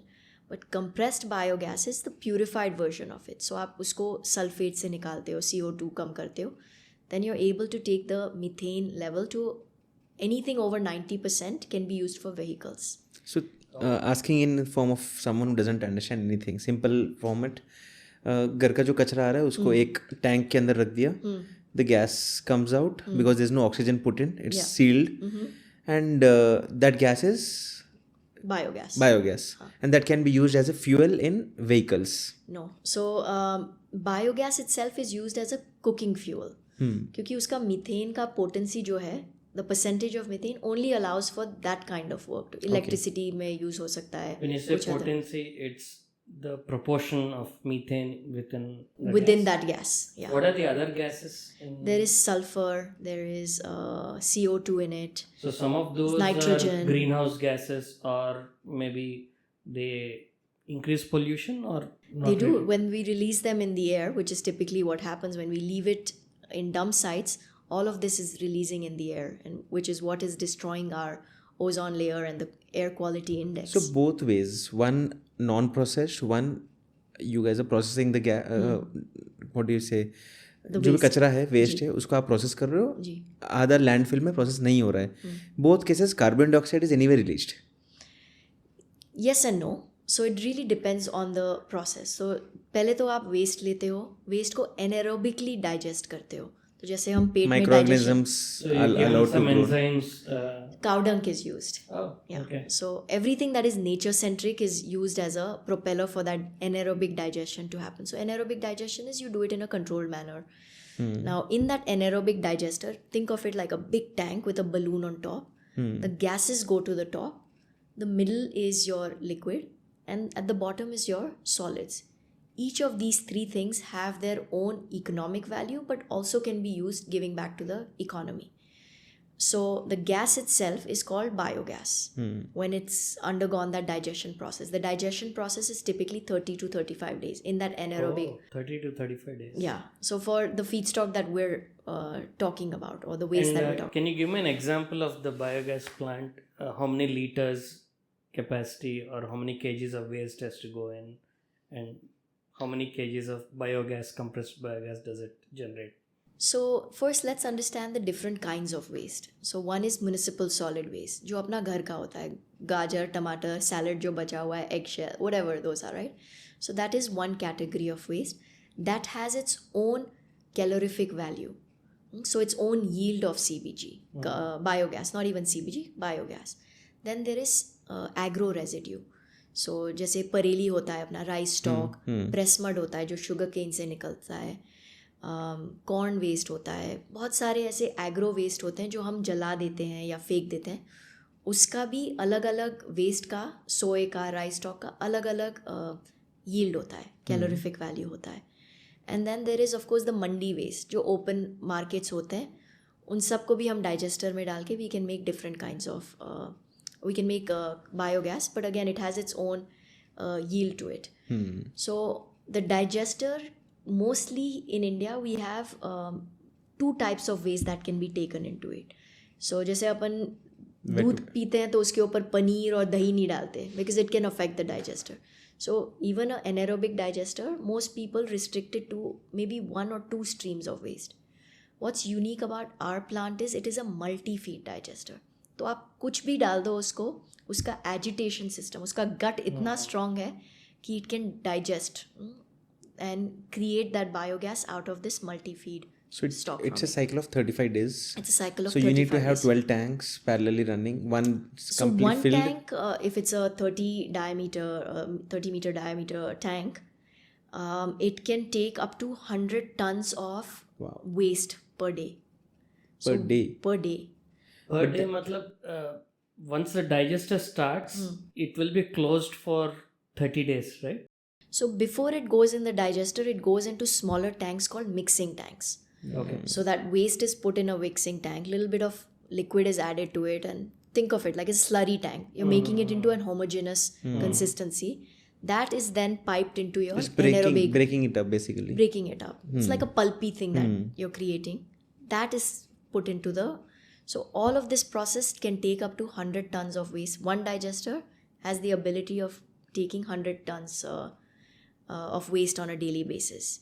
Now we have 2 of these, so it can take up to 200 tons of waste on a daily basis. And how much waste do you get from municipal sources? We haven't taken any municipal solid waste in the first phase of our project. We are the area that we are in, which is so right now you are in Jalna. We're in Vatur, which is in the district of Jalna. Jalna. So this is a sugar belt. A lot of agriculture stock is being burnt, thrown, and disposed of in not the most ethical manners. So we are diverting that waste and putting it into our digester. So I presume that this is this location is taken because it's next to Mumbai, yet it's capex not intensive. So the reason we chose this location is actually 3 reasons. First is I can get waste very easily. Now the interesting part in India was when people realized waste is creating value, they started charging for this waste and obnoxious amounts. तो press mud एक source of feed stock है जो anaerobic digester में use होता है. People were charging 1,500 rupees per ton for it, which is something you can get for like 250 rupees.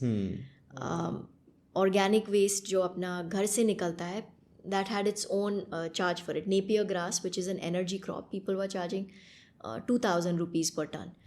So we wanted to come up with a waste stream that didn't make us rely just on one source of feedstock. At the same time, is not expensive if we were to buy. So this location has the ability for us to get ample of waste on a daily basis. So sugarcane, I think calorific value is probably high. Sugarcane waste. Highest would be rice stalk, pareli. Sugarcane is also on the higher side.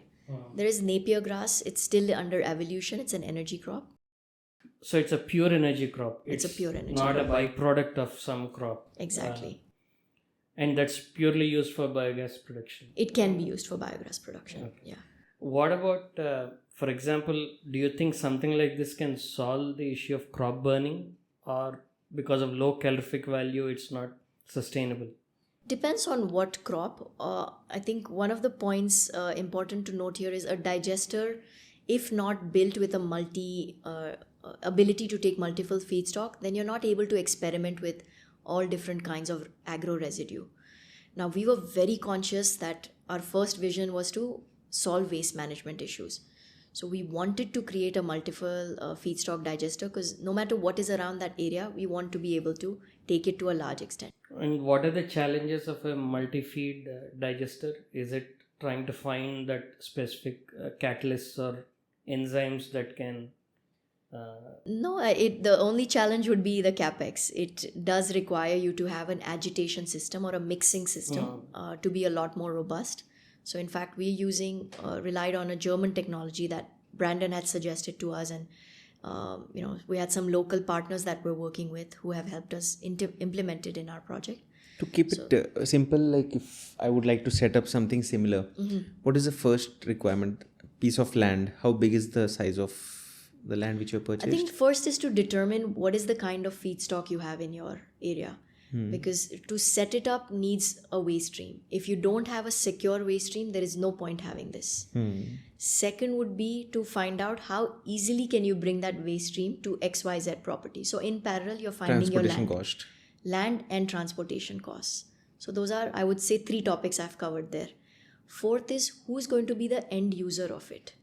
The end user of compressed biogas is typically a GAIL or a Bharat Petroleum or an Indian Oil. So GAIL is the mother company of all of this. And these companies use it for vehicles or for industrial consumption. So जहाँ पे LNG use होता है, वहाँ पे CBG use हो सकता है. So can it be used interchangeably in CNG propelled vehicles? Absolutely. Which is where the breakthrough comes, because now we're not only using waste to create fossil-free fuel, but also we're tackling few other climate-related issues at the same time. And so CNG what would be the cost of, say, 1 liter or 1 kg of CBG versus CNG versus petrol? So CNG right now in the market is being sold at about 90 rupees based on the geography we're looking at. I think Hyderabad में कुछ 85 या 87 है. महाराष्ट्र में करीब 90 के आसपास चल रहा है अभी rate. Cost of manufacturing CNG, which is the hydrolysis process, I'm not sure. But for CBG, you're able to, if done right, you can make it anywhere between 38 to 43 rupees. And this is then sold on to a Bharat Petroleum. It, of course, if tomorrow I want to have my own retail outlets and supply CNG or CBG, I'm able to do that. Okay, you can directly go retail. But then again, that's another capex setup. Not bad. Okay. Yeah, it's you just need disposal stations, which is not a... But isn't there a bigger business when you set up more of these recycling centers or the conversion centers instead of focusing on selling it to the customers? Going B2C, why not go just B2B model? Actually, if you are able to manage the entire supply chain, nothing like it. But that's a too big dream, right? I mean... Depends on what scale you want to operate at. Now, if you're operating at a 10 TPD plant, which is 10 tons per day output, CBG, it's very manageable. Because you're looking at a waste stream of about 250-300 tons. वो तो हो ही जाता है India में कहीं agro waste. So 250 to 350 tons yields 10 tons of CBG. Assuming it is good quality waste.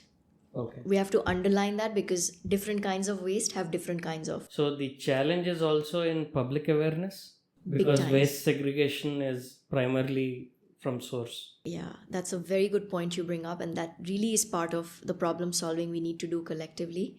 Of course, we can bring alternatives to fossil fuel, but the crisis of waste management that we are all in right now, if every house does not take responsibility for it, we're very close to a doomsday or a dump site day, where we're all living around a dump, and we could be living in the best mansions, but all surrounded by dumps. So is it a chicken and egg situation where you can't set it up unless people do it, and people may not do it unless maybe there is a incentive to do it? Or if my waste stream is only reliant on municipal solid waste, then yes, then it is. So which is why it's important to have a digester that can... Exactly. But it really is a chicken and an egg in a different way. I'll explain here. If a household takes the responsibility, like you decide after this conversation, I'll segregate my waste. I'll keep my dry waste and my wet waste different. But tomorrow, someone as the municipality representative takes that waste from your house, which is segregated, but dumps it all in the same place. Effort defeated. So it's very important for the effort to be happened at every value chain. So it needs alignment with municipal corporations. Absolutely. Which is what is happening, at least in our city. I can say that the We are government doing had it. the government had done that. They distributed 2 sets of buckets to everyone's houses, green and red, I guess. They asked everyone to separate it, but the person who picks up the waste just takes everything and dumps it into one truck. While in our society, things have been good. They don't pick up the waste from our home if it's not segregated. Fantastic. They would just take the pictures and send it, saying that in this floor, at least, they're not naming and shaming yet. They mention the floor number, saying that if you are doing this back to back, we'll not pick up waste. Wow. And right now, agree, it's adding to cost of people who are running this as a business. We are selling the wet waste and dry waste in our society.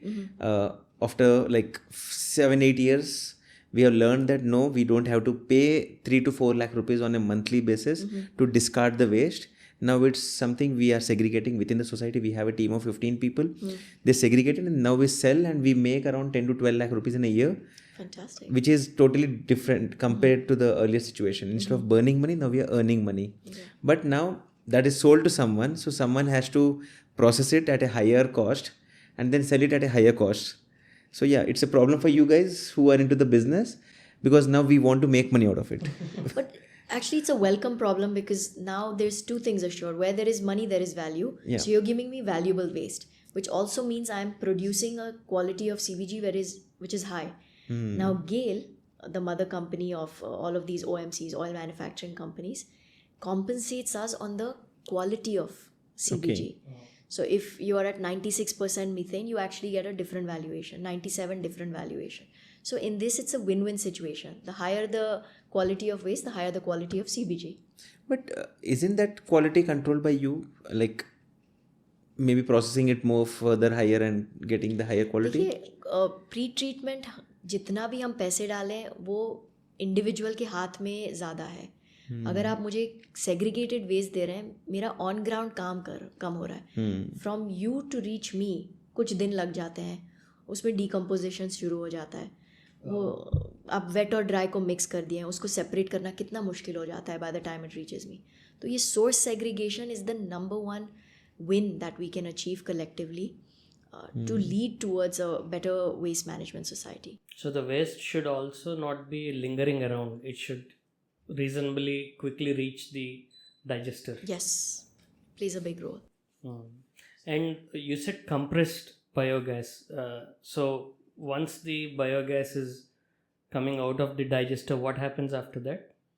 Once the compressed biogas comes out of the anaerobic digester, it goes into a BU. BU is also known as a biogas upgradation unit. Now, in this upgradation unit, you're actually cleaning your gas. There are many ways of cleaning gas: wet scrubbing, dry scrubbing, chemical scrubbing. We're using a combination which allows us to reduce the amount of sulfur dioxide in our gas to a very large extent. In addition to that, you are upgrading it. So you're taking the percentage of methane. So when you reduce... Purifying the gas. Yeah, exactly.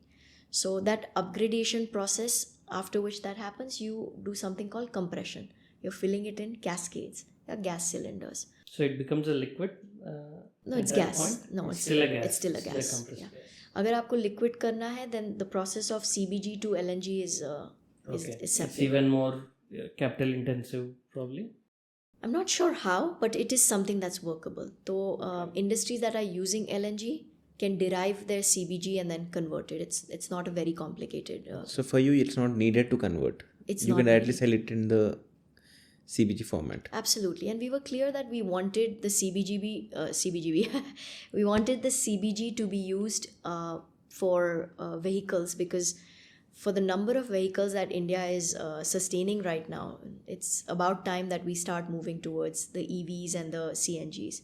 So contributing to that element of pollution is we were very conscious of it. Do the vehicle manufacturers attest or endorse CBG, or do they still recommend use only CNG or LNG? No, right now, so it's not vehicle manufacturers. It is the norms of India, the OMC Yes. norms of New India. So oil manufacturing companies, the norms that are given by the Petroleum Ministry.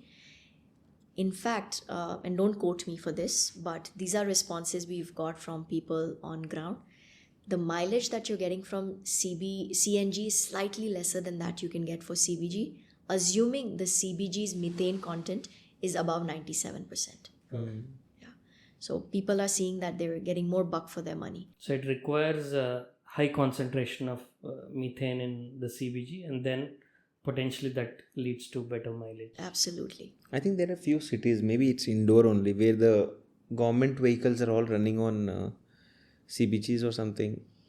Indore had done something very brilliant. So the CBG that they manufactured or were producing was being supplied back to the municipality for their buses. So their buses got retrofitted with CNG tanks, which is quite impressive for It is. A municipality to do this end to end. So that's where the circular economy came. So Nitesh was the perfect addition for us because he had hands-on experience and conversations with him, and the learnings from him with the combination of Brandon made us very strong on ground when we decided to dive here. So, Aishwarya, since we call this podcast as Tough Story, and I try to connect with people who are into business or entrepreneurship. So, would like to know, since you made the switch from a job to entrepreneurship, and I see everything is rosy till now. Everything, you have got some amazing partners from the West. You have got someone from the North who is taking care of it. You have got friends in Bangladesh and also in the South. So, all covered. Yeah. So, and it has just been a new business, right? I mean, you registered it this last year, 2024. Yeah. Maybe you also registered it in Canada initially in 23. I don't know why, but yeah. And so, where has been the biggest challenge? There've been quite a few. It's of course it sounds rosy at the depiction of it, but behind the day struggles, it could be on a daily basis, are countless to be numbered here. But to begin with, just putting together, think of it like we're Canadians, lived outside India for 3 decades. My partners never lived in India. All of us wrapping our secure lives, moving to a life of uncertainty with no base in India, starting from scratch, kind of imbibing the language, getting the cultural nuances, professionally trying to acquaint ourselves here, has been nothing short of I would say, a tough story. It's every day is a learning, but what really helps to make the learning applicable is the teamwork itself, right? I think everybody in the team came with the spirit that I don't want to just have a business for the sake of my financial retirement. I want to make a difference. It came from a deep sense of passion. Yes, we are challenged every day on capital raising efforts. To get the land itself was no small feat, because to convert... if I understand correctly, you can't own the land directly. You're right. You know the finer details. So we have to do it on a mortgage. Now, a construction of that size being mortgaged on someone else's land has its own financial risk. Probably he was referring to the non-Canadian, non-Indian citizenship angle. Yeah, and you're absolutely right. That doesn't allow us to own the kind of agriculture land that we've built. We've had to get a NA done on it, non-agriculture disclosure, or what we call in India CLU. But it didn't allow us to own that land. So that process and... So it has to be leased by someone else. Long-term leased, complications of compliances, bureaucracy in India, the I don't know if this will be muted also, but the bribery is an element that we have to break through on a day-to-day basis. When you say bureaucracy, what were the challenges in paperwork, the depiction versus reality that you have seen? When things are said on a website or are communicated via email, they are very linear. But when you get down to filling those applications and actually enduring the pain of the result of it, there's not just 3D in India, there's 5D in India. So taking into account who is at the table, who is behind the table, who is going to bring it to you to your table. What's going behind below the table? Below the table. There are too many areas of business that one needs to really grasp very quickly here. Of course, coming with a little bit of an accent and obviously not accustomed to a local Indian appearance, you're taken for a ride a lot of times. It could be in buying a stamp paper. If something is 500 rupees, we've had to pay 2,000 because they just judge us for the kind of language that we're speaking. So breaking bureaucracy, the diplomatic layers of corruption that can happen is all a learning at the same time. But I must admit, the struggles have not been the struggles have been privileged.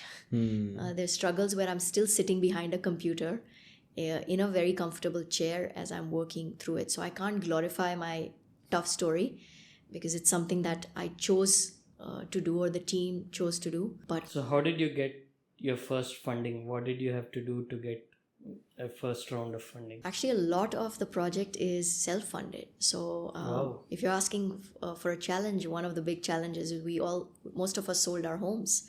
So which is why my initial question was, how big is the land you have bought? What was the initial investment? I want to go from that part. Sure, I'll dive into those finer details. Because I want to replicate the model. Yeah. Think of it as a competitor, but then you won't reveal me everything. So think of it that this guy will just sit here. No, I can give you the framework, but you'll still need me for the technology. Sure. So the first thing is, of course, the land we've chosen is about 12 acres. It is a little excess than are required. It accommodates for 2 digesters right now, but we do have a ghost digester in our general arrangement layout. So in 12 acres, just 2 digesters. Is the remaining for storing the waste, or? Silaging is storing the waste is one. Having a lagoon, having a compost pad is necessary. So the byproducts that come out of our plant will be not just compressed biogas, but fermented organic manure. This fermented organic manure solves my third problem, the health of soil in India. I'm going to be able to provide organic manure back to the farmers at subsidized rates, so they are able to start doing integrated farming with chemical fertilizers. Does that come from the liquid waste or the solid waste? This is solid waste. Liquid fertilizer also has a life of its own. It needs a little bit more work to be done in it. It's part of our phasing growth approach. But that could be a third stream of revenue, liquid fertilizer. Fourth is CO2. So the captured CO2 can be sold to food grade companies, bottling companies, Pepsi, Coca-Cola, or industrial grade consumption. So industries may be used. So where does Pepsi use it? उनका पूरा soda ही तो CO2 है. But वो तो गंदे gas से निकल के आया है, तो we are drinking that. No, this is purified. Okay. So after the purification process, whatever CO2 there is, it can get bottled and sold. The source was still bad. Huh? That's how we tell this our kids, right? This is why we say don't drink pop. No, I was asking this question because we always say this, right? पानी का पानी कहाँ से आ रहा है? अच्छा है, but है तो नाले से ही आ रहा है. It's just cleaned and coming back to us. It's circling back to us. Everything circles back. So one of the streams of CO2 can be us in. I don't know where the other streams of CO2 are. We don't even want to get into it, I guess. Yeah. But carbon markets, very big, right? It's the future of the currency for today and tomorrow, right? To be able to earn carbon credits. So is there a carbon footprint or carbon credit angle in the whole equation? Absolutely. So diversion of waste from landfills is one source of carbon credits. Just the process of anaerobic digestion earns you carbon credits. So are you able to put those in numbers for the current plant? So in numbers for the current plant is done by a third party. The intelligence on ground for calculating or carbon process mapping is slightly less in India right now. Also the standards are foreign standards, whether it's gold or Vera. So to be able to apply it in India, it needs these middlemen who've got that knowledge. So we've got a third party who's going to be doing these calculations for us.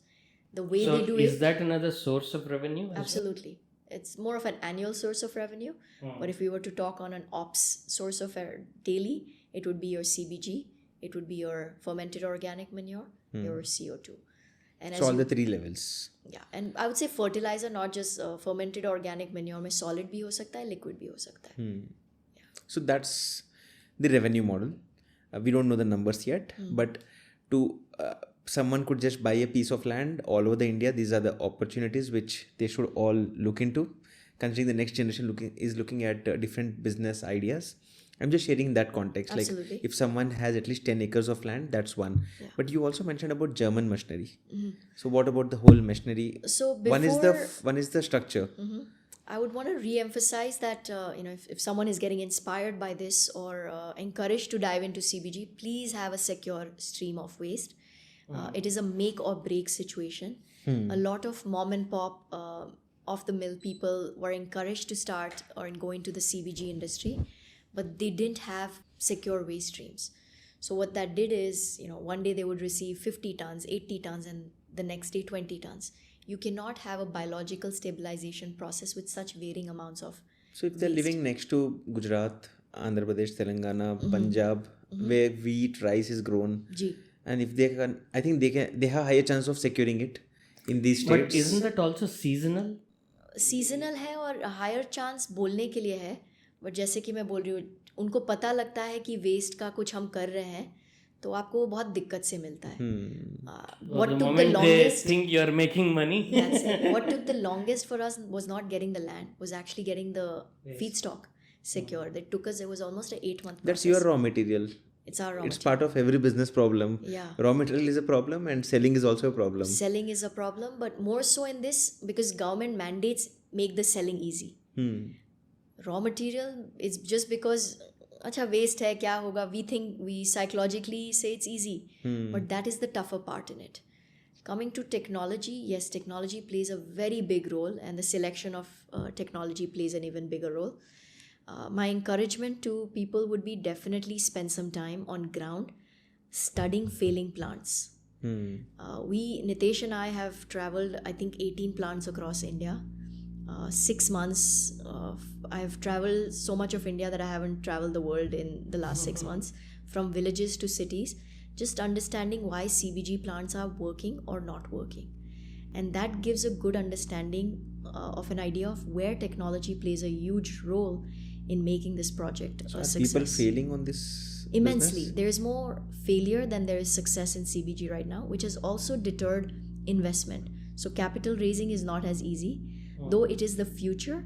It has discouraged people because all the non-knowledgeable people but enthusiastic entrepreneurs got into it very quickly, but kind of dampened the spirits of So people. what were the typical reasons for failure? I think not being able to secure continuous supply of waste is one. Is there a technology serviceability angle? Poor technology selection is one.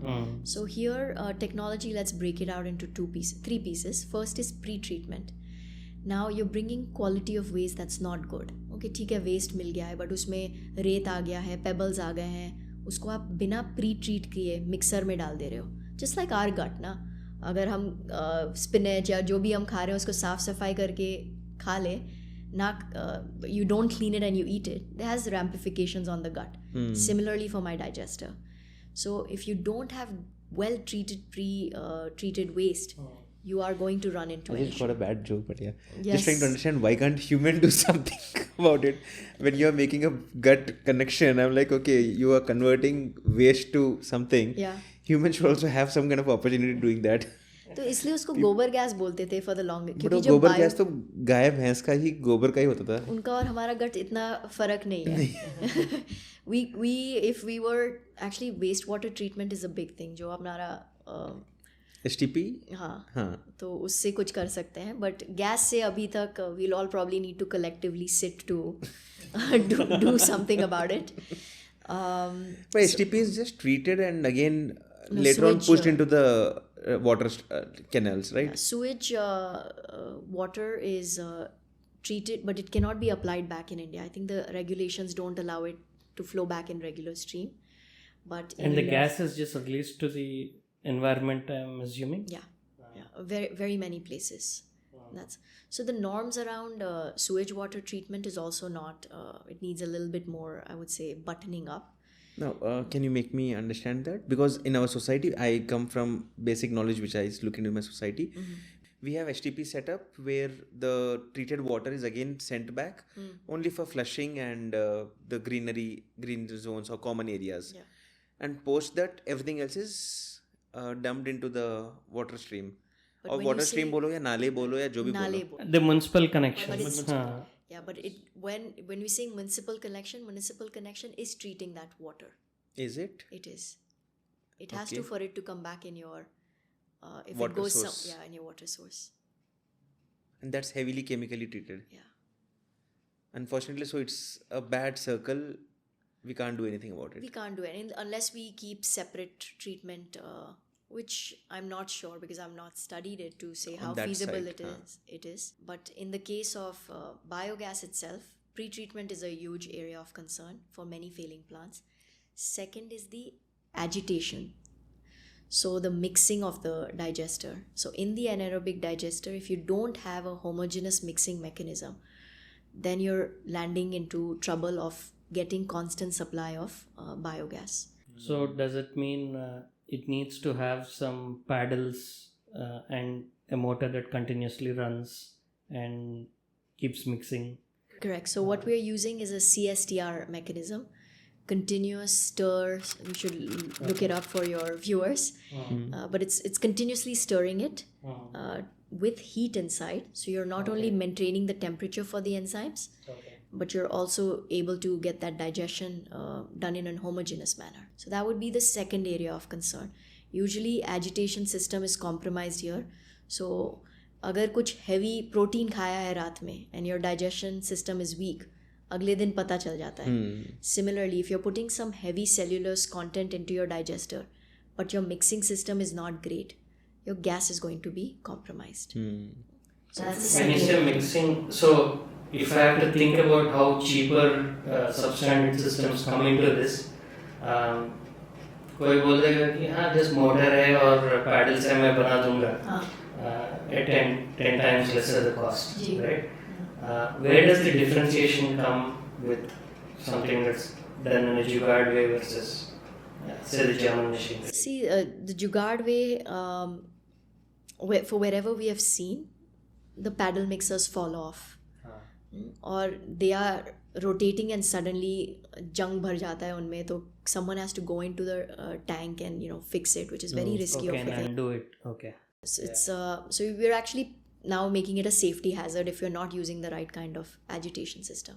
So which means that this has to be operating reliably 24/7, 365 days. Is there any downtime for? They can see, typically when someone says manufacturing plant, the assumption is 24 hours, right? But for a process like this, you can optimize even with 18 hours of. How about the power cuts in Maharashtra? Pretty terrible. I know that. I know. Because my in-laws are there, I know that. Yeah, pretty terrible. Telangana doesn't get power cuts, especially in the industry side. Really? Yeah. Maybe that's where our next plant should be. And Gujarat, never a power cut. Never. Yeah, especially the rural parts of Maharashtra, they're really struggling with I power know cuts. that. Yeah. So how do you operate in that circle then? Because they have power cuts in the mid of the daytime also. So one thing is there's commercial line and then there's industrial line. So the industrial line has a little bit more leverage to get that leeway of electricity supply. But right now we're using a temporary connection because we're still constructing. तो उसमें तो पता चल जाता है. Because they have power cuts on the domestic connections. Inverter लाना पड़ता है, हर जनरेटर घर में लाना इन्वर्टर पड़ता है. है, जनरेटर्स चाहिए होते हैं, होता है. So yeah, you're talking about the two problems you mentioned. The third point. Third point is upgradation. So upgradation has really evolved, or the technology around upgradation has really evolved, but it is heavy in capex. So लोग इसमें shortcut करके बोलते हैं कि नहीं ठीक है, जुगाड़ कर लेंगे कुछ हाँ, कर टेम्पररी. लेंगे. तो उसमें भी नुकसान क्या होता है कि आप 90% से बिलो अगर CBG बना रहे हो, मैं तो बोलती हूँ इससे बेटर है कि नहीं बनाओ, क्योंकि आप व्हीकल जहाँ पे आपका ज़्यादा मार्जिन है आप उसको खा ले रहे हो. व्हीकल कंजम्पशन के लिए देना हो या इंडस्ट्रियल्स के लिए देना हो, यहाँ पे CBG का मीथेन का कंटेंट बहुत मायने रखता है, और वो अगर नहीं है then you're risking the business model itself. So these are three critical areas of business. But one So it's like someone making V powder but the protein level is not good. What's the point of V? That's it. So they are just into the business of. Yeah, good analogy. So लोग ऐसे कर रहे हैं. एक tip मैं देना चाहूँगी जो भी इस इंडस्ट्री में जाना चाहता है कि don't just base your entire business plan on CBG. CBG is a component of revenue generation, but so is the manure, the FOM. So it's one of the revenue models. It shouldn't be like the primary focus should not be on CBG. It can be a 70-30 or a 65-45, but not 100% for sure. There is a lot of room to grow in the FOM sector.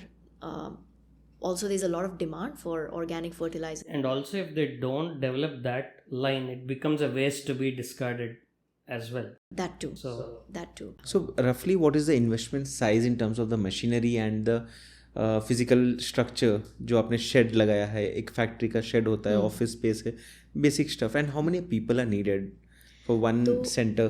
तो CBG का एक thumb rule मान के चलते हैं, अगर आपको 1 ton of gas बनाना है जो कि वायबल नहीं है तो प्लीज़ 1 टन मत बनाइएगा, मिनिमम 5 टन पे जाइएगा. The thumb rule is this कि 1 टन के लिए आपको 5 करोड़ लगते हैं लगभग. Okay. तो अगर आप 5 टन का बनाना चाह रहे हो तो 25 crores. 25 crores. And you got this amount of funding by bootstrapping, so all your partners have co-invested? So we've taken 70% loan. Our output is 7 TPD. So 7 into 5 is 35. Ours is a little bit more than that because, like I mentioned, our technology is also coming from Germany, a portion of it. So it's about a 70 crore project, and of which 40 crore project, of which 70% is coming from around 25 to 30 crores is from IREDA. So IREDA is Indian Renewable Energy Development Agency. It is a government agency that is funding renewable energy projects. पहले उनका focus सिर्फ solar और hydro पे था projects पे. Abhi, because the government norms are supporting mandatory blending of biofuels in your fuels, they have started funding CBG projects. Not many would have known about IREDA till last year, but now everyone in stock IPO market knows about it. Yeah, IPO के बाद. So last year they got a bumper IPO and it has just went up like I think 30 rupees to 200 to 50 or something. I don't know. I sell it on listing day. One great thing about IREDA is they are highly supportive of women entrepreneurs. So their team also they encourage that. And from a standpoint of funding a women-led project, because we are majority women, Matty and I, we're the first renewable energy project that is heavily women dependent and funded by them. So how easy was it for you, since you are from the job background, आपका कोई इस business से तो कोई connection है ही नहीं, रिश्तेदारों का भी कोई connection नहीं है, so you have no connection. How were you able to connect with IREDA? Was it through emails or how hard is it to connect to some government company and close a contract with them? and not being a citizen getting a loan. Yeah, that's actually the second brownie point that they gave us. But all of this has had us knocking on many, many doors. Like if someone was to sit on my email go over my last 1 year or my LinkedIn or my WhatsApp messages, I have connected with people from who's who to who's not, just trying to get answers. And in one of those, randomly meeting people, like you said, you go for morning walks to connect with people. I've had to do it in my own way, whether I sit in a flight or a train I've had to take or a bus, because there are different modes of transportations I've used for rural parts of India. For Jalna, at least I know that. Exactly. Yeah. So just speak to people, put yourself out there, be willing to ask for help. And someone or the other, अगर आप सुनते हो इस podcast के बाद, शायद आप मेरे बारे में कहीं और जाके बात करो. Someone came in contact with us who talked about IREDA. And they kind of told us, this is your best bet to enter and be funded in India. Because the more bigger banks or private banks had no appetite for us. I had knocked, I'm not going to take their names, I had knocked on many bank doors. They made it sound very promising when you've traveled into the remote parts to meet them, but it landed nowhere. And we would email them, we would call them, they wouldn't respond or take our phone calls, probably even block our numbers. So it was almost 4 months, 5 months into execution of the project after IREDA came in the picture. And was there ever a time where you thought, okay, ये होने वाला नहीं है, I may have to shut down? Shutdown तक तो अभी तक पहुँचे ना, बट ये हमेशा थॉट आता है क्या बेवकूफ़ी की, मतलब क्यों आ गए. Specially in the beginning we like we came so virgin, we were such novices. We also came with a little innocence where हो जाएगा सब ठीक है, बात, but you realise as you work around it that it's not as simple. Reality really hits you hard, right? And people at the face of it may say well, mean well, but once that interaction is over there, and I might be pining that ये कुछ करके देंगे. So maintaining a good मुंह पे balance मीठा of बनते हैं लोग और बोलेंगे हाँ हो जाएगा मैम, सब हो जाएगा. बाद में बोलते हैं पैसा दिया नहीं है, किस बात का हो जाएगा, इसके पैसे अरे मैं खिलाओ, आपको उसके बताती खिलाओ. हूँ, बैंकिंग इंडिया में हमको इतना रुलाया है. Just to open a bank account as foreigners has been an absolute nightmare for us. But what if you say that I'll give you a big check to deposit in this bank, then they would do it. उस ईशना से, with that greed, they all say yes, we'll take up your project. Okay. But when they realize the KYCs around us, because there's so many layers, right? They also feel handcuffed कि भाई इनका तो case बड़ा complicated है. I totally agree to that, but in a way I don't support banks generally, but sometimes I support because RBI is very stringent in India and it's for our good. वरना लोग bad debt में चले जाएंगे. If we follow the West culture, people are already doing that. True. Taking short-term loans, taking loans from random people. Banks need to have these protocols. वरना पंगे होने वाले हैं, लोग पैसे लेते जाएंगे. Banks can't write off all this money. Absolutely, but पंगा रूल्स का नहीं है. पंगा ये है कि सब रूल्स इक्वली जानते नहीं हैं. हाँ. तो आप मुंबई में किसी से बात करो, नासिक में किसी से बात करो, या जालना में किसी से, आपको 3 वेरिएशंस मिलेंगे. तो आप कभी कभी 5 सिनेरियोज को लेके चल रहे होते हो, waiting for process of elimination to happen कि किसका इन्फॉर्मेशन गिर जाएगा और I know what holds water. So it's I understand, and I think there is value for the Indian economics built on such a strong RBI guideline, but the communication, the robustness of implementation of rules, there is definitely room for improvement. So if a person of Indian origin has to come to India to start a business, what do you think they need to do? To be able to have a lot of resilience to begin with. Yeah. There's a reason that Matty and Andy haven't fully moved to India. They come back and forth. It's because it's really not everyone's cup of tea or coffee, right? You have Indian origin, so you have a reason to stay back. They might not have. Absolutely. That, and there are such nuances, बारीकियाँ जो हम बोलते हैं ना, एक Indian के साथ जब आप इंटरेक्ट करो, इतनी बारीकियाँ होती हैं, और वो प्रोफेशनल फील्ड में तो multiply that 10x 20x. You can never take it as it is. So that is one thing, be prepared to have a big heart, forgive, forget, but more than anything, just resilience. You need a lot of resilience in India. Big heart का मतलब check भी बड़ा रखना है. हर जगह पैसे खिलाते जाओ. I got resilience. Next, what are the next steps that you need to do to set up a business in India? Like you're asking from a soft skill perspective, or documentation or things like that. Have a fantastic team of CAs. If you need one, please write to me. I will recommend. It makes a big role. Right? Just knowing the right people goes a long way. So CA is one. Like they say, never lie to your doctor, never lie to your CA, but have a CA to be. And also have a good lawyer. Good, you didn't need it till now. Not yet. But CA से ज़्यादा ज़रूरी है lawyer. So CA have always a good goes through lawyer. CAs always go through good books, and I am blessed to have a good CA in all my whole life. He has been my teacher when I was trying to pass CA. Good, I didn't pass. वरना मैं CA बन जाता. उसमें पैसा नहीं है. But in the whole course of my 20 years of work life, I have realized that lawyer is most important. A loyal lawyer. Wow. वो सबसे ज़्यादा इम्पोर्टेंट है. अगर वो लॉयल नहीं है तो हमने इतने सिचुएशंस देखे. Recently we were about to hit with a big case, only to realize that the lawyer jumps the things and says that no the other party is right. He says that next day itself, and we connected it के बस ये तो बिक गया. और हमारे जो 3-4 करोड़ रुपए जो हम पे बिल आने वाला था, बचाने की बात कर रहा था, वो 8 कर देगा अभी ये. सो CAs are always gentlemen because they have gone through a very tough exam. वो बहुत अच्छे होते हैं. Lawyers are dangerous. Not all, blanket नहीं बोल रहा हूँ, but yeah, you should be blessed to have a loyal lawyer in your life. So then third is have a good lawyer. Yes. So if you want to be part of our project, please write to us. Fourth is actually having a good doctor, just from a personal adjustment standpoint. There's a lot of health challenges one encounters when you move from a country I was to where I am, right?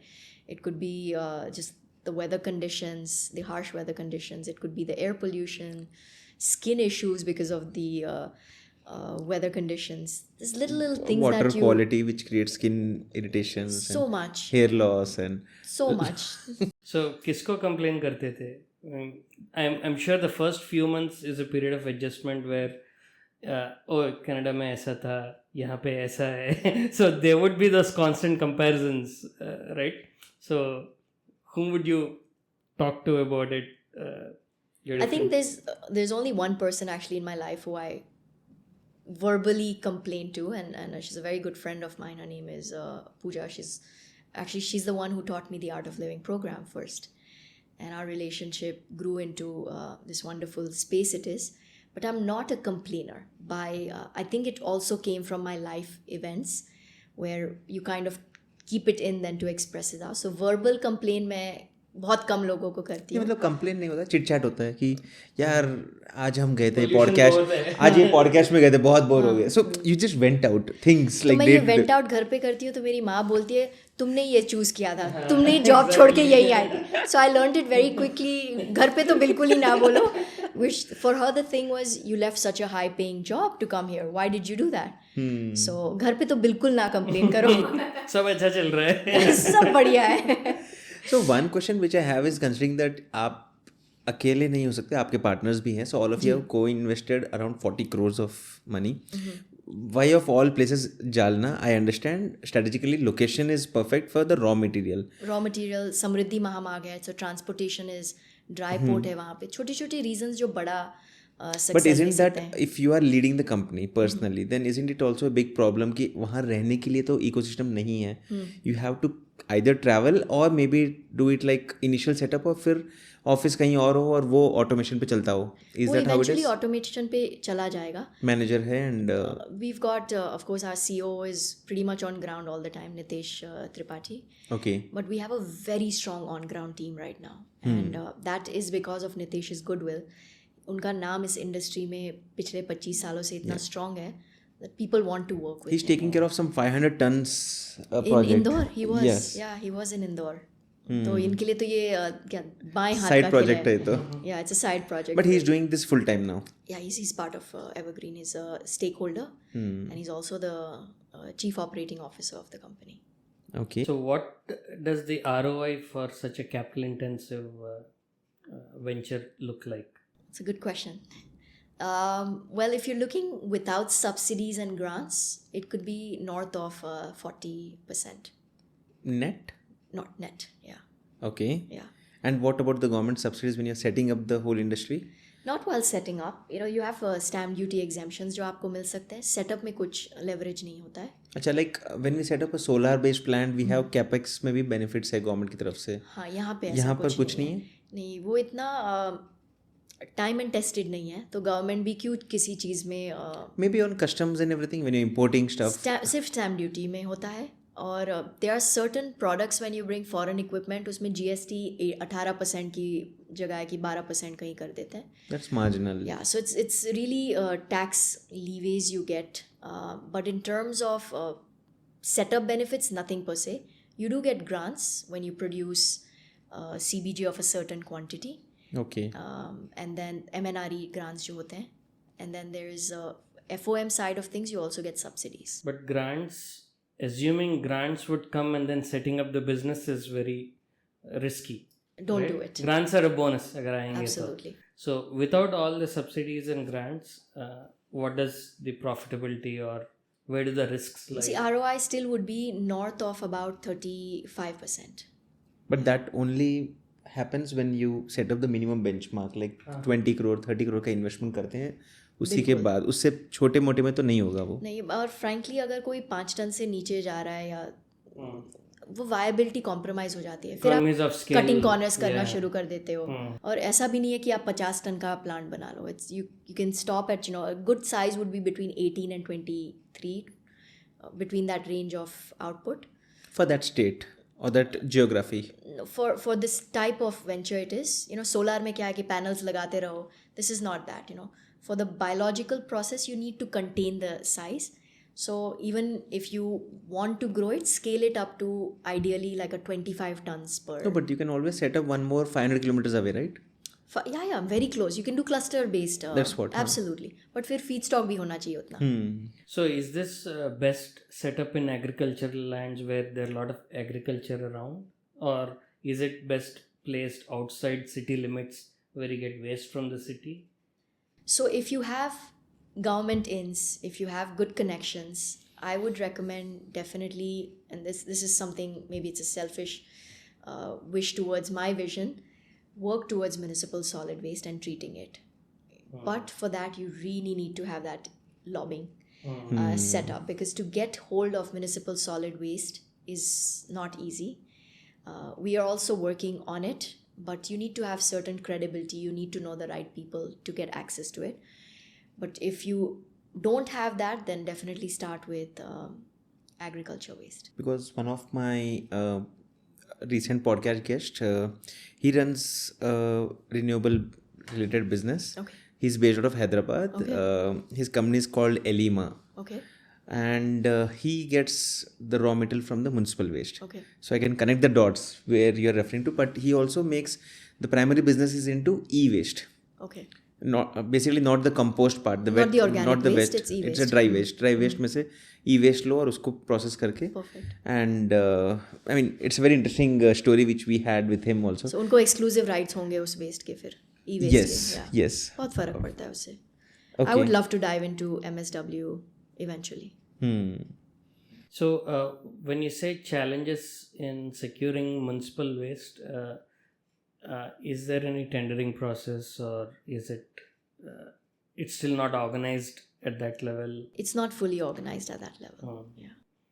So shouldn't they be happy to just get rid of their waste if someone comes along and says, hey, I want your waste through and through? Why would they have challenges? To the logical mind, your question completely applies, but this is where the layers of politics come into play. You know, who do you want to give that waste to? किसका चाचा भतीजा benefit कर सकता है, किसका नहीं? All of these nuances actually, it's a power play of it. So since you're able to finance, I didn't read through your LinkedIn post. I saw the picture where you had picture with the IREDA group. Yeah. I thought it was you're going to be some kind of supplier. I didn't put my mind into that. So I get your point. Yeah. They are the financiers. So did you close a deal with the selling part? Which is BPCL and GAIL? Yes. So once, in terms of progression, we closed the land first. Then we closed the raw material, which is my waste. Then I closed my offtake. Once I had closed all of these three things, then only I went to IREDA. Also, you want to make a strong business case when you go to IREDA, especially with a background like ours. It really helped us. We were one of the more prepared files that they had received. So right now, the off-takers of our project is a combination of GAIL and Bharat Petroleum. Okay. So wouldn't they downplay you later saying that hum price cut karenge? I mean, that's what we see in the private industry. Like private world is, when they see more players coming in, they would just say that we'll reduce the price so the profit margins go down. Does that apply in this industry also? यहाँ पे floor तो set होता है और price के slabs होते हैं. इसलिए माय सजेशन इज़, अगर आपके पास रिसोर्सेज हैं, फाइनेंशियल रिसोर्सेज की भी बात कर रही हूँ, तो it's better to have your own dispensing station eventually.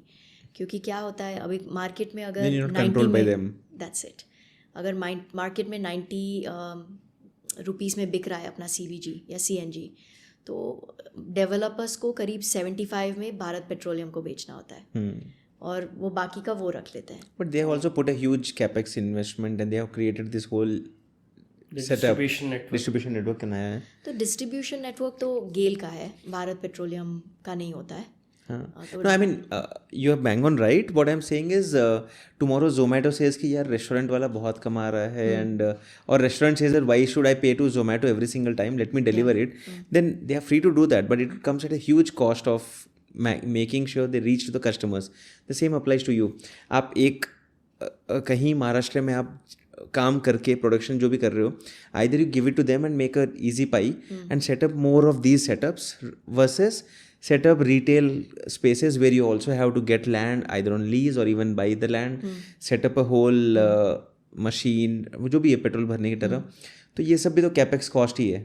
Capex cost है, हालांकि इसमें इतना कैपेक्स इंटेंस नहीं है. सो अगर फाइनेंशियल रिसोर्सेज आई वुड से इवन 20% इससे ज़्यादा है प्रोजेक्ट कॉस्ट से, तो ये वर्क कर सकता है अच्छे से. Maybe you have right projections and numbers. So One other thing, of course, is the compliance element. This is a field that is heavily compliant. So you need to, get your fire license, labor license, but petroleum licenses.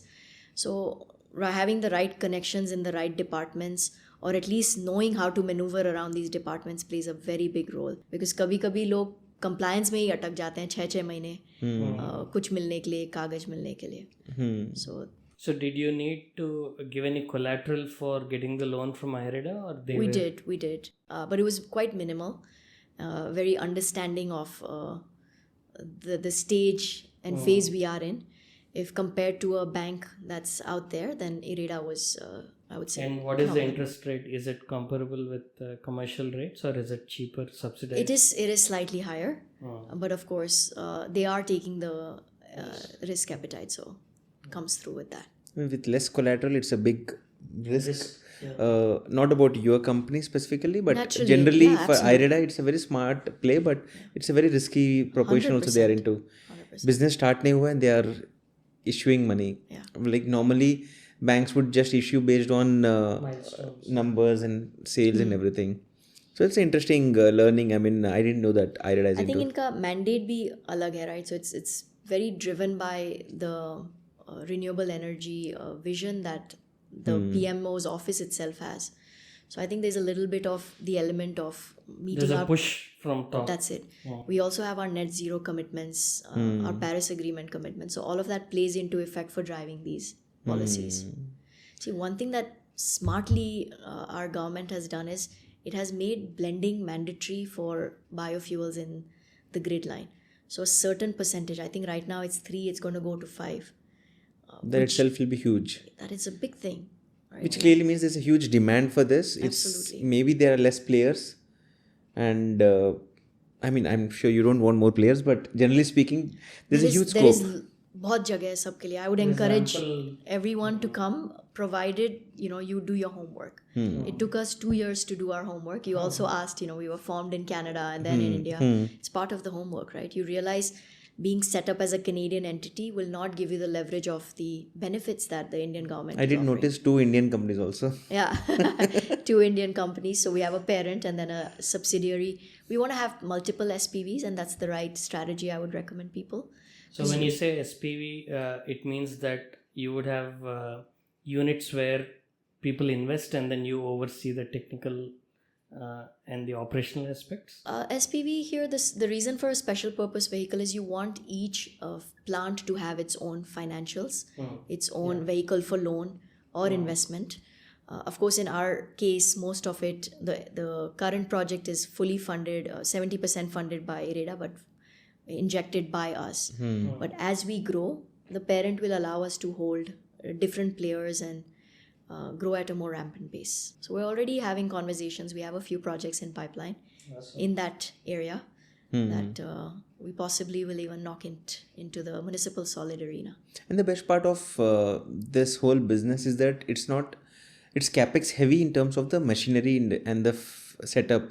But I don't think you need to buy the land because you're not relying on B2C customers or somewhere. You can have it anywhere inside and you can just process everything. मतलब आपको main road की ज़मीन नहीं चाहिए, कोई premium land नहीं चाहिए, कोई व्यू नहीं चाहिए. And you don't need to buy the land also. You can lease it. People would be happy to lease it. So you don't have to invest on the purchase of the land itself. You can just lease it and use it for 10 years. You feel that, okay, this is not working out. I'll shift 5 kilometers away. It still works, right? It does, मगर अगर land हो और उसका कुछ ज़्यादा फ़ायदा नहीं हो रहा है तो please consider it for a project like this, because if you break down the cost of CBG, cost of production, हमारा I would say feedstock और लैंड हाई यूनिट कॉस्ट हैं दोनों के compared to the other aspects. So if you're owning the land, you're really bringing down your cost of production. So if we don't count the land parameter, then what would be the cost of per ton? It can go down to like 35, 34. Good operations and rupees per kilogram. No, okay. No, I'm referring to the investment for the project. It comes down if you're not buying the land, but right? But my land is not bought right now. It's leased. Oh, still you have reached this number of this amount of money investment. Yeah. Okay. So I wanted to circle back on the biggest risk, which is securing the waste. So for agri-waste, is there an aggregator that you had to connect to who guarantee the pipeline, or is it individual landowners? How does that work? So I have my Man Friday on in ground. So everyone should have, when you're entering into new geographies, make sure you have the right connections. So he's also part of the business. He's a promoter. His name is Chirag.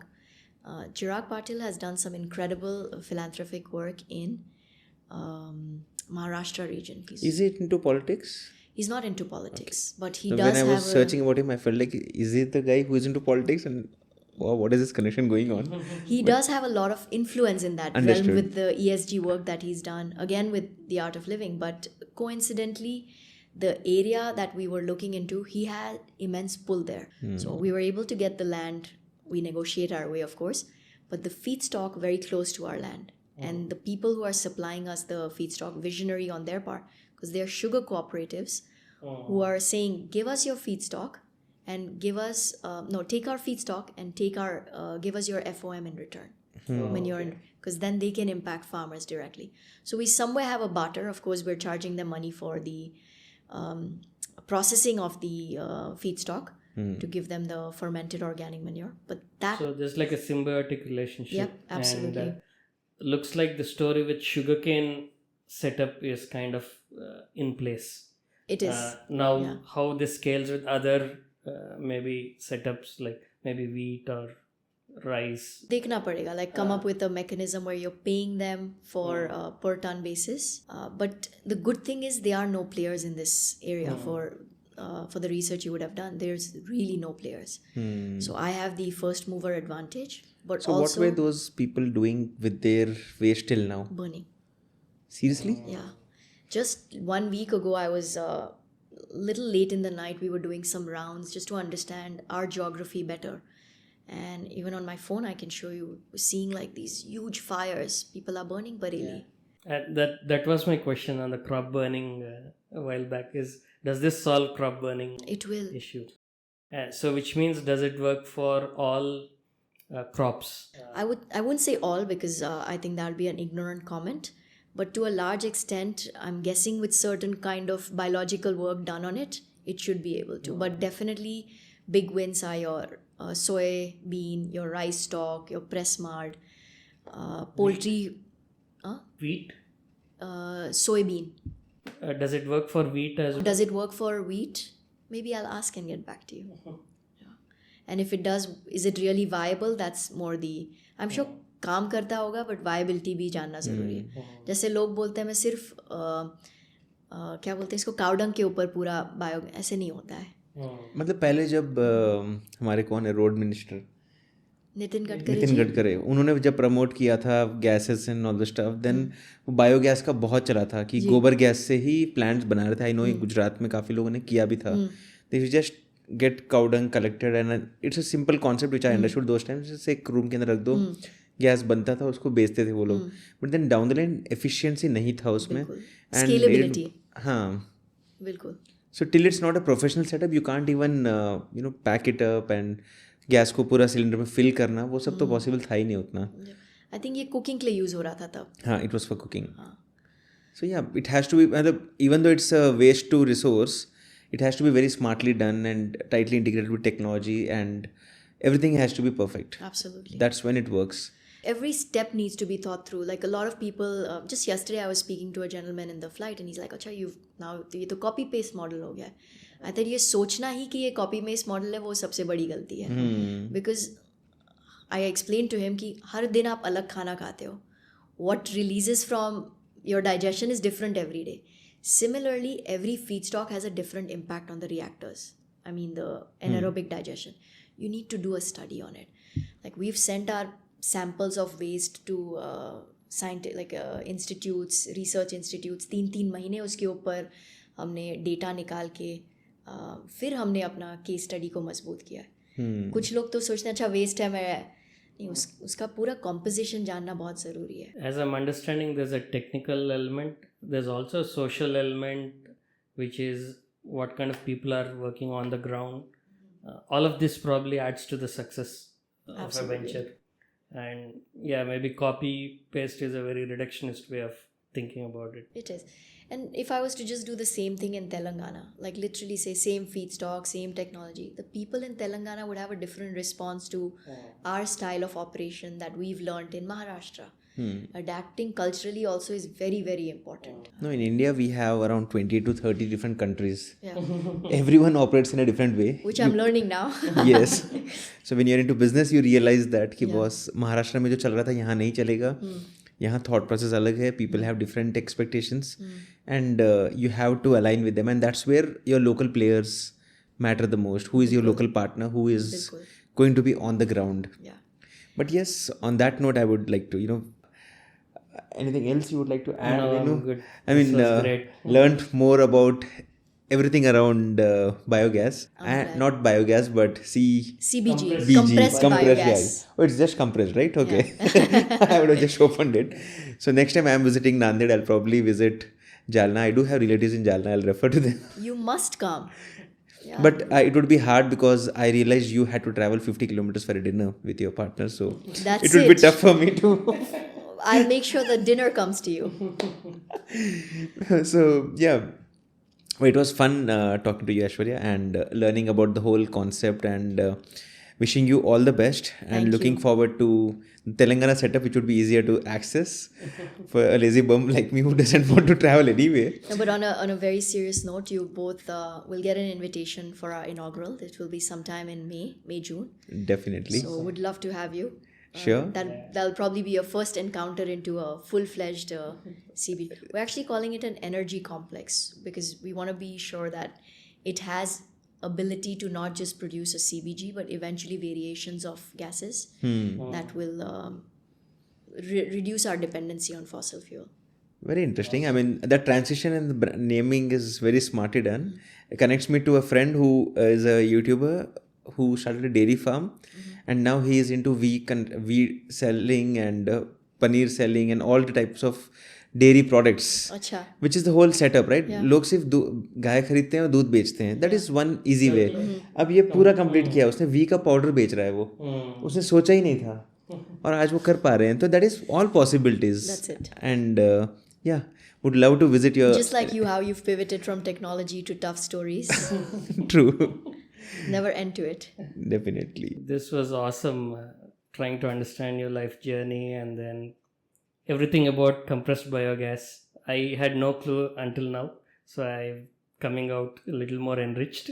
I'm glad you feel that way. So yeah, Maybe off camera, I'll show you some photos of our plant and Sure. absolutely. No, definitely looking forward to the same. But wishing you all the best. Thanks for thank you for joining having us. me. It means a lot. Sure. And I hope this inspires people to make I would say inspiring decisions. And also segregating at home. Yes, Starting- please segregate. Thank you. Yes. Start off with segregating all the waste, because it's not just a waste, it's a resource for the whole world. Yeah. So segregate it at home, and you're And maybe helping a everyone. shout out to the municipalities to not merge the segregated waste. No, I want someone to pick it up from my home. They know my address. I don't want to have dumps outside my home at least. Yeah, fair But enough. yeah, thanks for joining, and it was nice talking to you. Same here. Thank you. Thank you. Thank you. अगर आपको ये podcast पसंद आया है तो like करना ना भूलें और टफ स्टोरी को यूट्यूब और सारे सोशल मीडिया प्लेटफॉर्म्स पर फटाफट से फॉलो और सब्सक्राइब भी कर दीजिए. ऐसी इंटरेस्टिंग और इंस्पायरिंग कंटेंट के लिए मिलते हैं हम आपसे हमारे अगले एपिसोड में. तब तक के लिए गुड बाय.